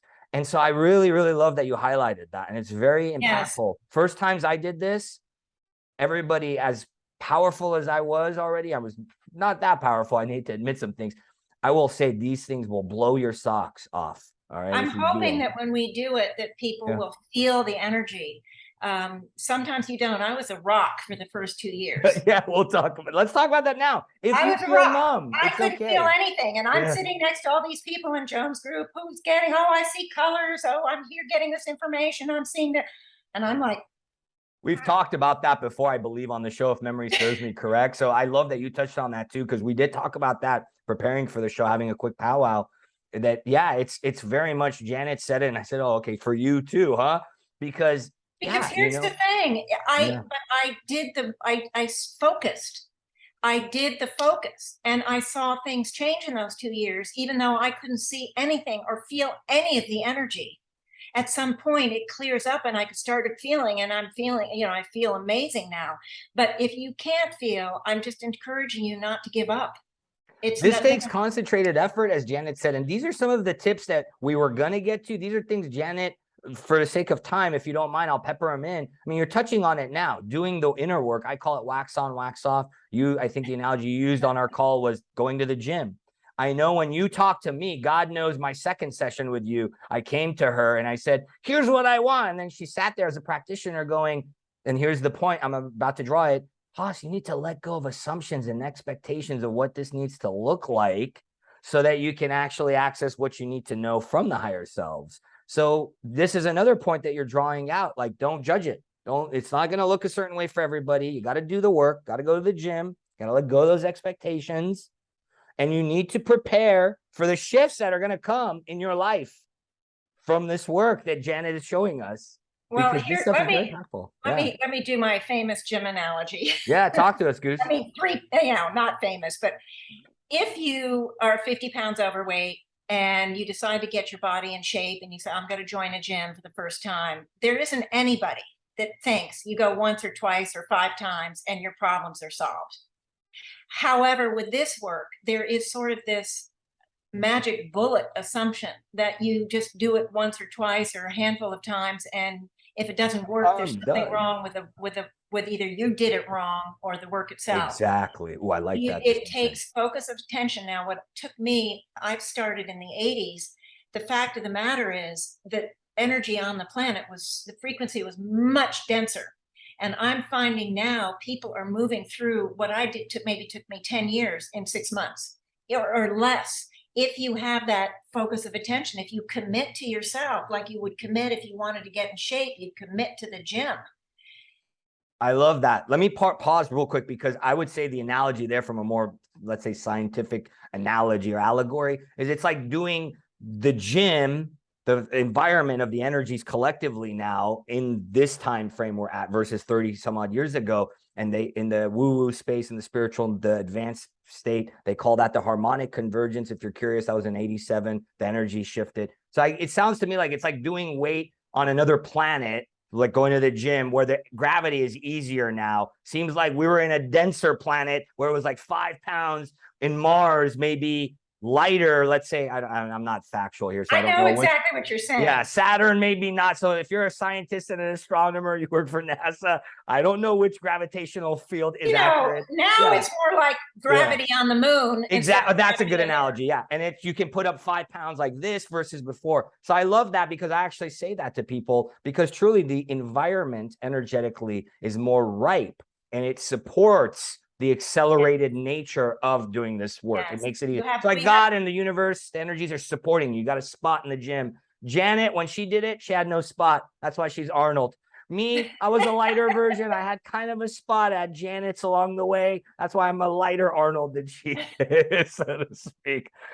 So, okay, so you amalgamate. What's next? What do they do? What's the next one? Just start the simple process of letting go of the energetics. Now, okay, if I work with someone, I can see a lot of the underneath, but you don't need for anybody to see. The higher selves have told us that over and over again. What you do is you look at your environment. What are you unhappy with? Let's just say it's self-doubt. Then you just start to say, I want to release everything related to self-doubt, all the experiences I had, all the beliefs I had, all the bad, people judging me. I want to release all judgment. And then, of course, for example, people judge us enough, then we take it on, we believe it, right? We're our own worst critics. And so you want to release self-judgment. And I'll get into it more deeply, but then you just say, I release these things. Now you can visualize. Sometimes I say, imagine like on a submarine, a hatch at the top of your head or your heart center right in front of the chakras. Open up that hatch and see the stuff going out, or you can use different visualizations. Yeah, some use like blow out black smoke, for instance. Yeah. Exhale it as a dark energy. Or, so this is real quick. So real quick. Sorry to interject. So then amalgamating seems to be priming, right? We talked about it as centering. You want to make the light there because it's the light that's going to do the neutralizing. Do the work, so to speak. So that primes you. Then what you're talking about, you call neutralizing. So this then addresses the patterns, the density, the energy that you want, the bricks that you want to actually start to undo. Is that accurate then? Yes. Okay, so then this is you're going to let go of the energetics you took on lifetime after lifetime. That's showing up now. That's still on your scale now. Even if it's still active now, it's still operationally weighing you down now. No matter how many doctors you've gone to, how many therapists you go to, it's not going away because it's not being addressed energetically. So Neutralizing. Talk to us, Goose. So we've chosen. So you just want to just release whatever you find under there, and you'll get an example because I'm going to lead you Yeah, through. we're going to demonstrate for your sake. But We're only we walking always- you through it now, and then we'll do it together. Yes. Exactly. So what happens is we do the releases, and you'll hear a lot of stuff when I do it, and it's just say it, imagine it, feel it, experience it, whatever you do. Remember, I was the rock. I just said the words, and it was plenty. I mean, it follow really along. If you're doing this with us, when we get to it, follow along. Trust her guidance, trust the words, embody them, do the best you can to actually focus, be the words, and literally don't judge it. Go with it and practice, practice, practice. Keep going, Janet. So neutralizing. Okay. And if I say something that you can't relate to, I want you to release it anyway. This is very important because we don't know our past lives. We can't possibly know everything that we experience. We can't possibly know the depth of these soul scrambles we've had for maybe over 1,000 of our lifetimes. We can't know. Everybody has a little bit of everything, but it differs in degree, and it differs how the details it manifests. So just go for it, and you might be surprised. Can I share a personal anecdote with you of this? Yeah. I actually, my second or third session, I forget which it was, I was still a little like, okay, little resistant in terms of I want to, what I call rogue. And there was a moment, I vaguely remember what it was. I don't remember the substance of it, where you said, yeah, this is present for you. And it didn't land. My mind thought it didn't land. That's the key here. It's the filtration, what I call mentalizing. It's like kind of your mind goes, does not compute. So therefore, it doesn't apply to me. And I will say it took me, darn you, you son of a gun, took me a year and a half. And then because of who I am and the nature of my training, as she's trained herself, so have I, hundreds of hours, thousands of hours, the last few years, that literally I was like, oh, well, I'll be darned. I could trace it back to the very thing you invited me to do. Now, I partially let it go. If I had really let it go, it goes back to your whole, you'll be more efficient. You won't hit the traffic later. So you trust the guidance of the teacher and they'll get you there. And so I love that. I wanted to pepper that in so the audience knows, there's always moments where you'll be arrogant, your ego, your mind will go, that's not me. Absolutely. We've all been arrogant. Trust the guide. She's saying it. He's saying it. Therefore, I'm hiring this person. Trust them. Dive in. Do it. See what happens. Well, you don't have to believe. Just follow along. Also, expectations of the results of the work is something I'm going to warn against, because let's say you expect X to happen. Well, what you don't know is that it takes 5 doors to get to door number 5. And if you look at door number 1, you go, oh, well, that didn't work. I didn't get what I wanted, blah, blah, blah. Well, I mean, that's an understandable thing. But what I've learned with this work is something might shift over completely, not something you're even working on, over a completely different direction, but it's actually door number 1 that's helping clearing something over there or expansion there that's going to come back and then get to door number 2. So you are on your journey. It just doesn't necessarily, let's not assume the journey is going to look exactly like you think it should look. As you said that, the linear nature of thinking. Exactly. Step 1, step 2, when really, and let's say we release doubt, it's going to be releasing doubt from many different arenas, even arenas you didn't think you had doubt. It'll look different. I love that, because what you said made me see like machinery, and we may be focusing here. So what happens is when you have an expectation, it's almost like you limit the field, the energy field. So then, like she's saying, there's various ways you could do it. You could do it, and then it may take longer. So then you'll be like, oh, I didn't see the result. Or really the impact, because there's so many variables and they're all intertwined, it's all interconnected. It may be over here. So you may not actually allow that effect. You may counter that effect. You may limit that effect, stymie. There's so many things, because that's also an energy stream that you're impacting. So I love that you mentioned that. That's beautiful, Janet. Yeah. It's important. The expectations and the projections and the assumptions can really get in the way, because any belief systems that we carry actually act like glass ceilings. You only progress up to what you believe. So a lot of this work has to do with releasing beliefs, so many of which we took on in other lives that have nothing to do with where we are now. The rights and wrongs, the shoulds and shouldn'ts, and things that are just were tied into the cultures and societies we were a part of and just aren't relevant now. So thank you for. Yeah, no, we're jibbing and jiving like we usually do on the show. So amalgamate, get centered, that primes you, brings in the light as we overview again, kind of refreshing every time. Neutralizing, this is starting to then, I use the word alchemize, starts to dissolve, gets rid of these. Let me explain the neutralizing. Yeah. Okay, remember, just to go back just to the thought energy, it has a magnetic signature. Well, when it moves into the light, what the light does is it neutralizes the magnetic nature. So it's like you have a basic, some fluid, something that's very basic, and you bring in acid to bring it into a neutral state. Changes its composition, its makeup changes. Because the light actually can't get rid of energy once it's created, and even in science they know that. Yep. You recycle, right? You put all the stuff in the recycling, they recycle it, make it usable in a different form, but they don't get rid of those recyclables. They use it in different forms, and it's the same. Energy is neither created your light will neutralize it and then absorb it. So it becomes actually also a way to expand and grow your light. I love that. Yeah. So we're going to release these energetics, and the light will neutralize and absorb it. And then the last part is the empowerment. Now we've already learned neutralize, empower. Keep going. Gotcha. Okay.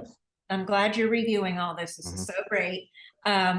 We've already talked about, if you just think the positive thoughts, it's like adding feathers, but here we're using divine energy, much more powerful. You've called it in, you've allowed it in by the amalgamation. So then if you want to do divine self-confident or something, or divine self-worth, or divine deservability. Now go slow here, because this is something that maybe gets a little esoteric. So even if it is very almost pseudo-scientific, spiritual scientific, is it the converse energy? So let's say we neutralize fear. Let's say I'm a beginner, because that's kind of why I'm asking this for the sake of the audience. Because how do I know what energy to bring in? Do I bring in the converse? So if it was fear, bring in love. What's kind of like a good tool or tip you could give on how do I know what energy to bring in to empower me once I've neutralized?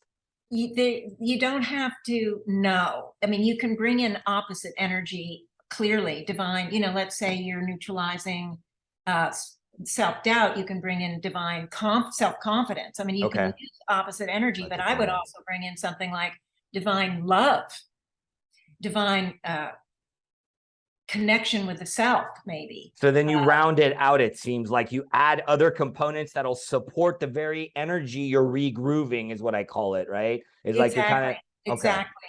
And this divine energy is very powerful. And I'm going to give you 2 quick examples. Okay. When I went into this work, now we figured out 13 years ago, I wanted to make sure that I was able to pull in from the higher level as much as I could. So I kept calling on divine vision, divine vision, divine vision, divine vision. And about a year later, and I was doing it a lot, because talk about self-doubt, I'm going into this trying to charge money and all of that. So I was releasing self-doubt, but calling in divine vision. I went to have my eyes checked, and I don't have terrible vision, but I could tell my glasses just weren't working for me anymore. So I went and had my eyes checked, and she says, "Oh yeah, you definitely need new glasses." And I'm thinking, oh. And anyway, she said, your left eye is 50% better than your right eye. I mean, better, and your right eye is 40% better. So I actually healed my vision without any intention. And there's so much science behind what Janet's saying here. I mean, energy science, healing, bioassays. There's so much science catching up with this ancient wisdom that Janet's basically talking about. Yeah. So I love that, Janet. Yeah. So, that's awesome. I used it in another way, and it took me a second time using it before I really grasped, but I'm not going to go, we have not too much time. So I'm not going to tell it. It's a fascinating story. Trust me. But, the divine energies are extremely powerful, and they're much more powerful than just saying, the words.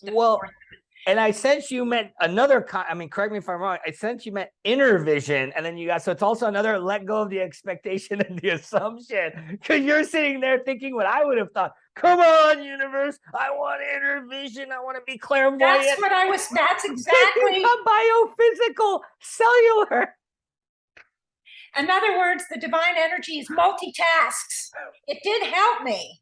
It's on my fridge. Help me expand my ability. It's on my fridge. The universe conspires to serve me and everybody. It's moving parts that the math bewilders us. No, God is the ultimate accountant. The universe is the ultimate accountant because it's like so many variables. It bewilders us to go, whoa, I needed that to then need this to need that to need blah, blah, blah, blah, blah, blah. You know, Right. so yeah. So let's do it. You want to get into it? It's a home stretch. You want to actually walk them through the guinea pig, our first episode of the third season, first time with this new format. It's going to be fun. And the first time doing it. So I'm the guinea pig, everybody.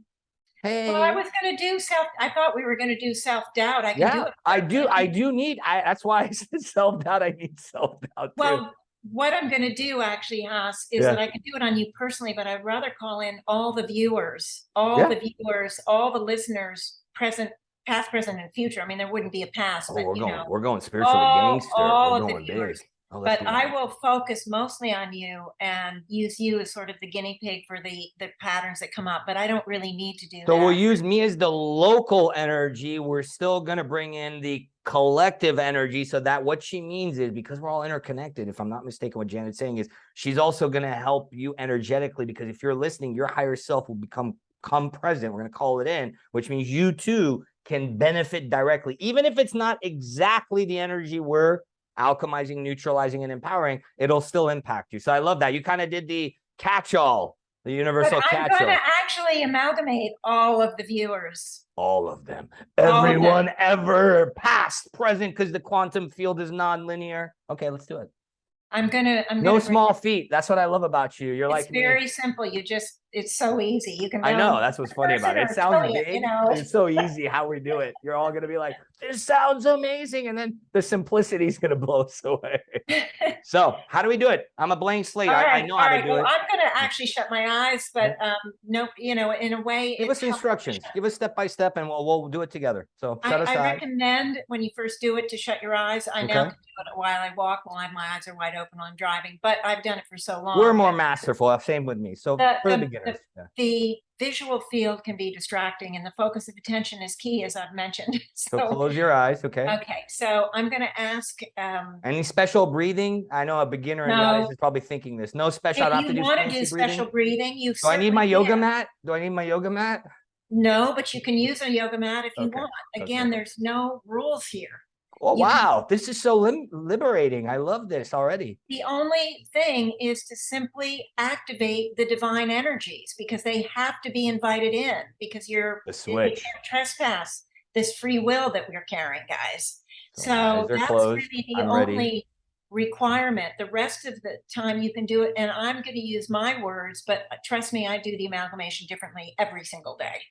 So this is just simple to get you started. And we'll just, so that you can use this as a tool, and then you will be able to expand in your own way, in your own timing.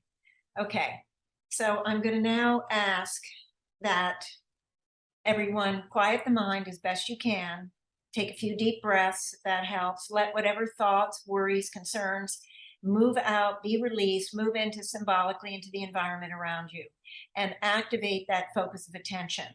And we're going to use that focus attention, as I've mentioned, to give permission for the divine energy that you carry. We all carry this pure soul essence.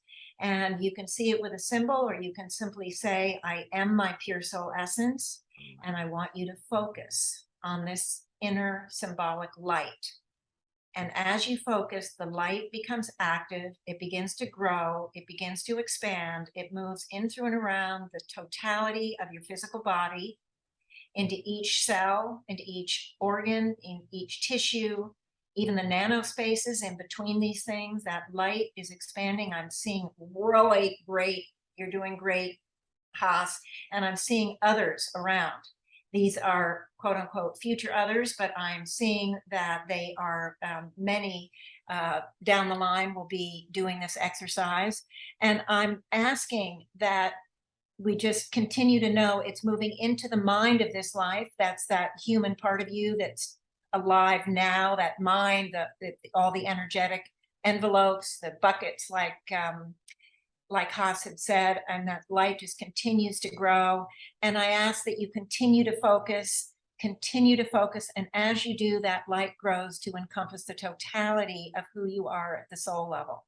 Now, there's a lot I haven't spoken about at the soul level it's much more complicated than the listeners might be aware of.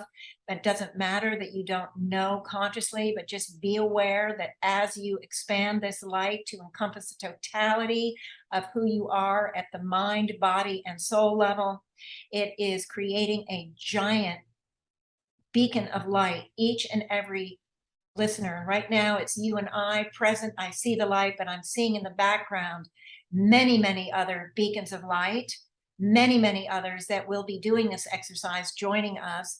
And I'm going to ask now that we all join in one accord. That's you and me, Haas, and all of the others.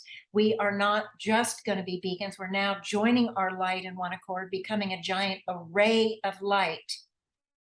And as we do that, I'm asking that we also call in the totality of our higher selves. We have multiple higher selves, not just one. And I'm asking that we call in our higher selves, each of us individually, but also now joining collectively, so that we're joining that higher self's frequency with each other. It is also divine will frequency, and it's adding to the light we've already activated with the pure soul essence. So this array of light that we have been creating is growing and growing and growing as we continue to focus on it.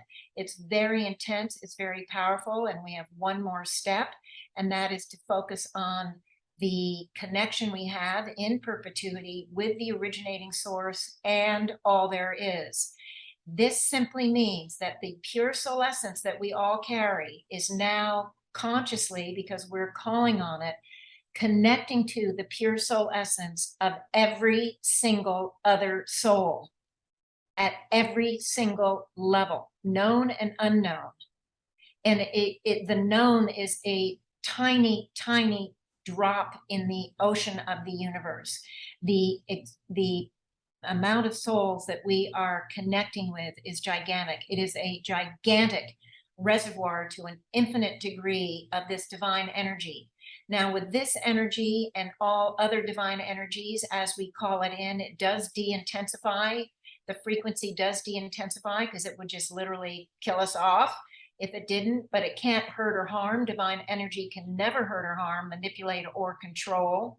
And we call it in, and it adds to that array of light, just huge. And I see now this divine energy spreading through the whole human kingdom universe as far as my mind's eye imagination can see. And it is spreading this energy out through the universe to all the souls within the universe, offering it the water, and the souls that are ready and desirous of the energy will come in. We've provided them the choice. They come in, partake of the divine energy. When they're done, and I see legions of souls do this, when they're done, they move aside and more legions come in. And they take it into the soul banks, whether it's souls that are in body or out of body, makes no difference. They take it into the soul banks and they utilize it on their own timing. So that's going on. A lot more than that's going on, but that's what I'm going to tell you, because now what I am doing is that I'm going to activate something called the Rainbow Bridge energy. It is a divine energy, totally perfectly balanced energy. And when we activate it, we are connected, our chakras are connected to the chakras of originating source. And we're calling in, by just thinking, I am the Rainbow Bridge energy. We're calling in that energy from the very highest divine level. Each chakra has its own energy coming in individually. Now, the energy from the originating source, of course, is de-intensified, as I mentioned, and actually it doesn't look like what we see as individual colors. In fact, it carries sound and shape as well, but that's not that important. It's just to know that we are bringing in this divine chakra energy And what it does, the first thing it does is it brings our chakras up to the highest state of efficiency. And we want that because we want to use those chakras as energy exchange points to release these energetics I've been talking about and to help pull in the divine energy to empower us.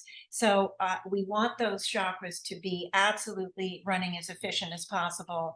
And also it creates an actual bridge. The different symbolic colors meet at the heart center for each of us. And now it symbolically, it moves to join each of us, our divine energy, the divine rainbow bridge energy joins in the middle, symbolic middle, creating a platform of energy for me. It's for me, it's a platform of energy. It's a focal point for me so that I can see what is going on. Gives me a focal point. I don't always use it, but I immediately saw Haas come to the platform. He knows about it and he's very comfortable using that platform energy. And he's so happy to be the guinea pig. And I want to thank him for that.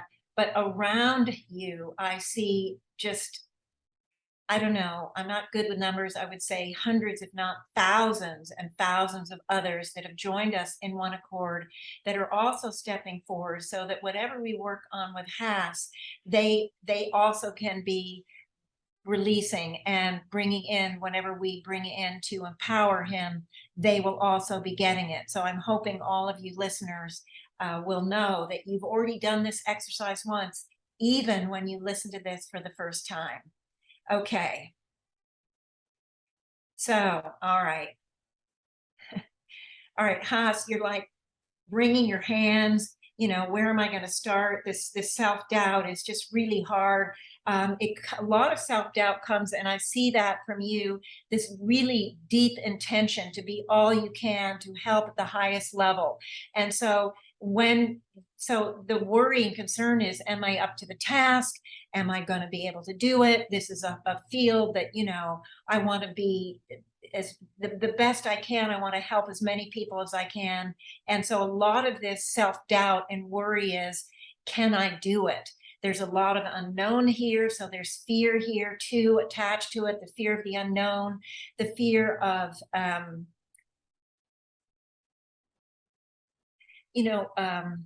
shoot, just one sec.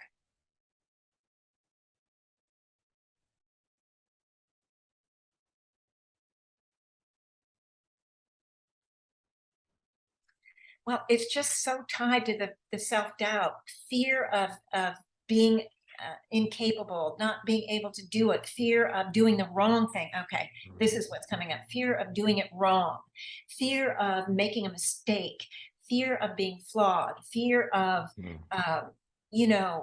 pushing people away or turning them off instead of turning them on and making them interested. I want you to release all those fears because they work very deeply, very succinctly with the self-doubt. And I want to call in again the divine confidence and the divine self-assurance, divine self-connection. And what I want is what's coming up now too with this is, all right, this expectation of perfection. And for souls that are very, that part of their mission is to help others, to be the teacher, be the role model, be the one that helps others. This expectation of perfection is often there. And I want you to release the definitions, the beliefs about what is perfect and what isn't. And in so many spiritual environments, so many spiritual modalities all over our life patterns, being spiritual, being a good teacher is defined by the particular modalities. It may, and so we carry within so many beliefs, so many definitions of what's perfect. So I want you, first of all, to release all those old belief systems, all those rights and wrongs, all those, I mean, for example, there's the polarity here of say, the Mother Teresa of the world, that just all about self-sacrifice. She didn't do anything for herself and all of that. And then the other side is maybe somebody who's totally self-involved, all about the material world, doesn't care about helping anyone, and this sort of very, you know, polar opposites.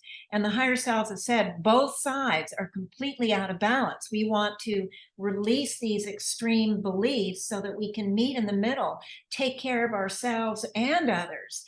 And so this is the problem with a lot of the spiritual modalities, a lot of the rights and wrongs, the shoulds and shouldn'ts, the definitions of what has to be done, is that they're often skewed or out of balance or distorted in some way. But we carry them because we lived a lifetime in those different ones. I mean, some modalities believed in multiple gods. Some modalities we've been in believed in animal gods. We have hellfire and damnation gods. You know, we've been in all of that. So it's really hard to decide at the soul level when you're carrying so much mishigas. It's really hard to know what's right and wrong. And so there's confusion here too. And I want you, Haas, and everyone else to release the shoulds and shouldn'ts, the belief systems, the confusion, and this I that, you know, we have such a high bar of perfection sometimes. If we only do 90% of what we set out to do, what do we see? We see the 10% we didn't accomplish. Of course, nobody else knows that 10%. That was in our head for the most part. But the second thing is we lose appreciation of the huge help we did give. And there's a lot of misunderstandings here too, because here's the thing: we can lead any horse to water, but we can't force anybody to take in the information, to utilize it in the way we think they should utilize it. And we didn't understand in most of our lives that each soul is responsible for making their own decisions. And it isn't up to us to force. It isn't up to us to control. And if they don't make the decision to move forward in whatever way that we've tried to show them how to do it, it's their choice. It's not actually a reflection on us. We did not fail. The intention is there. That's exactly what I see with you, Haas, this deep, pure love and intention. But we've all taken on, you're not alone in this, we've taken on these really a lot of distortions, misunderstandings, self-denigration. Oh, I screwed up. Look what I didn't accomplish. I mean, it's just very, very busy in there, okay? With you and everyone. I've seen all of these things in myself. I've worked on all of these things multiple times. And I really want everybody to release all of this kind of thing, anything. And don't go by my words. If something else comes up for you, release it. Okay, there's a lot of guilt here. There's a lot of self-blame. There's a lot of even self-hatred in here. You don't seem like someone in this life that hates the self, but boy, we had lives where we really hated whatever happened or whatever we did. We've hated ourselves. That's still there until we release it, guys. We want to let go of the self-denigration, the self-judgment, the self-hatred, any lack of deservability, all of that kind of thing, because it really holds us back. It's like a weight, a chain around our ankle, you know, weighting us down as we're trying to move forward. All this self-denigration and self-blame, self-judgment. And boy, are we good at that. And also blame of others. And I want that to be released too, because that's no good either. When we blame someone else, they become responsible for us. We give away our power. We're waiting for them to fix it. We're waiting for them to do something, make it better for us. And so we never want to blame ourselves. We don't want to blame anybody else. And I just want you all to release all of that blame as much as possible. Okay, so the self-doubt, let me just take a look here. There's a lot of tears coming from you, Haas, because it's been a hard road. There's a part of you that just really wants to release this self-doubt. You want to get rid of this pattern. It's not about becoming arrogant. I want everybody to release arrogance and egotism and all of that.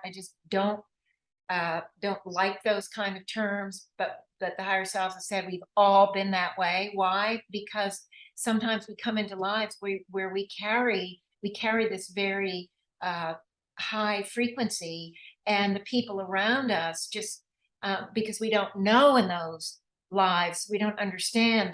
We judge them. We come from a more of a hierarchical thing where we're better than them, you know, which I want everyone to release. But that comes out of the animal nature, you know, the dominance factor, you know, the alpha male and all of that, you know, and everybody pays kowtows down to them, and the animal nature carries that because we've all been animals, we've all had these kind of experiences. And I just and whether that's true or not, whether we've released everything in the human nature, which most of you have already, we're in societies that carry a lot of these souls that are still evolving into the higher frequencies. So we take it on because we don't know better. So I really want you to release the self-doubt, the misinterpretations, the misunderstandings, and the misconceptions, whether it's I'm not good enough or I'm better than everyone else. All of that dichotomy, all of that, every part of that polarity, and just I'm going to call in balance and harmony. I want to call in clarity of vision and expanded perception, divine wisdom, divine understanding, divine healing of the self, divine connection to the self-love, the self-worth, the self-acceptance, the self-value, the self-worth, the divine unfoldment, the divine mission, the divine timing, the divine transformation,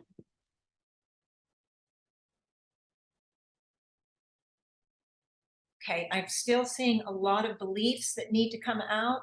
There's a lot of belief systems that we carry at the mind and the soul level, and the clearer we can make that plate, the higher frequencies, the easier it is for the higher frequencies. Because as I said, every single belief that comes in is a glass ceiling, and we only can get up to that glass ceiling. You may not know what's beyond it. It's not about knowing what's beyond it, but it's just having an understanding that if we release the beliefs, we are going to definitely progress past those beliefs into the higher knowledge, the higher wisdom that we carry.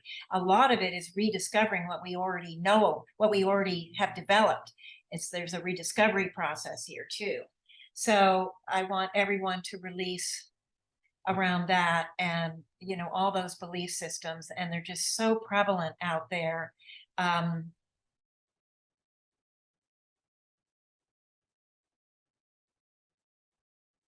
And just be careful with assumptions, because we can assume something because we've heard the same term. These terms are used everywhere. And if we assume we know what someone's talking about, we may not truly hear what they're saying. So that's why I bend over backwards to explain the definitions so that it doesn't get confused with assumptions, which are normal and natural. That's what we all do. There's nothing wrong with that, but we just try to keep it as clear and less misunderstanding and misinterpretation. So anyway, okay. I do see you releasing a lot, Haas. There's a lot. I just see this sort of cloud of dark energy going up from the listeners. It's this just, and I'm telling you, just as we've done this, more listeners are coming in. I don't know why, but I'm seeing more come in. And of course, they're not present now, but it's as if the releases that we're doing as a group, you individually and as a group, is opening up more space and pulling in to drawing in others. So that's really exciting. I've not seen a picture quite like that, so that's exciting. Okay. Of course, every day, every week, I'm getting new pictures. So it's just, there's so much. Anyway, okay, so I now want to just envelop everyone in divine love. It is the highest healing energy we have access to. And I want everyone to just be enveloped, like, you know, in clouds of divine love or in waves of divine love, whatever. And divine love carries proper self-love and proper love of others, proper self-forgiveness and proper forgiveness of others. It carries proper acceptance of the self and of others. And it also carries balance and harmony and unity with all life. And that's the bed of energy you are all lying in right now. And with that, we're done. So it is. So that was powerful, as it usually is.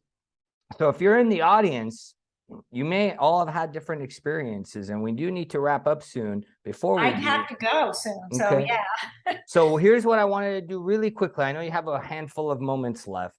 For the sake of the audience, obviously we go improvised. What I'm going to do is I'm going to put Janet's books in the description link, plus the meetup group that she has that's been going on for almost a decade, plus more details about how you can get in touch with Janet and what she's all about. But I will say, you may have seen tears come out of me, you may have seen me yawn, garbage in, garbage out. For me, palpably, when she started, it was a gush of energy. There was a palpable difference sensation-wise. Once she started to neutralize, I've been dealing with healing a spine issue. I literally felt, and many listeners and viewers may have seen the last couple of seasons, I may wiggle a lot. That's all this healing at a very deep level I've been doing biophysically. I literally, when she neutralized, I felt biophysically, somatically, a visceral response in my body. Wonderful. And then when she got to the empowering, it felt lighter. So pay attention to what you notice. Pay attention to the subtlety. Janet, thank you. Is there any final things? I know we've covered a lot. Want to thank you. I want to thank you for this wonderful opportunity. I want to thank you for being you, Haas, because trust me, we do have a connection. We've had a connection for a lot of years. I feel it, and I just so appreciate your being here and carrying on the work. So appreciate it. I just can't say it enough.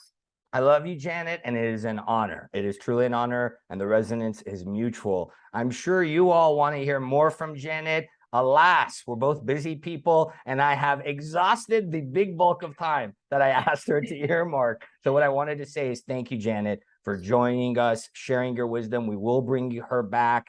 And thank you for the listeners. Welcome back. And have the people, your audience, say in their comments what more they want to hear. What contact me directly. Give them my. Please, it'll be in the description. I'll have Janet's email. Reach out to her or me or both of us. Yes, I'm open for reaching out. Yeah. It doesn't mean you have to. You can ask questions. It doesn't mean you have to sign up for a session or anything. If you want to, great. But you can just ask me questions. I'm there. I'm really there for everyone. So, and I would encourage you to, So thank you, Janet. Make sure you check out, there's the book Choices, Soul Psychology. She's working on, I think, your fourth book right now. That's going to come out next year. I've written 2 other books, third and fourth, but I'm working now on a TV series. That's right.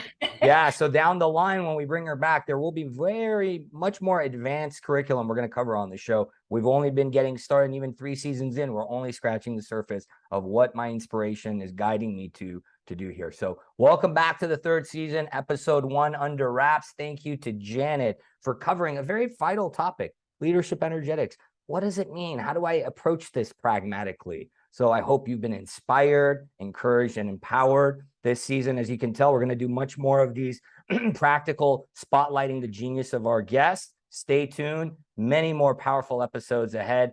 Thank you again, Janet. And we will see you back next time. I'm so happy to be back. Yeah, definitely.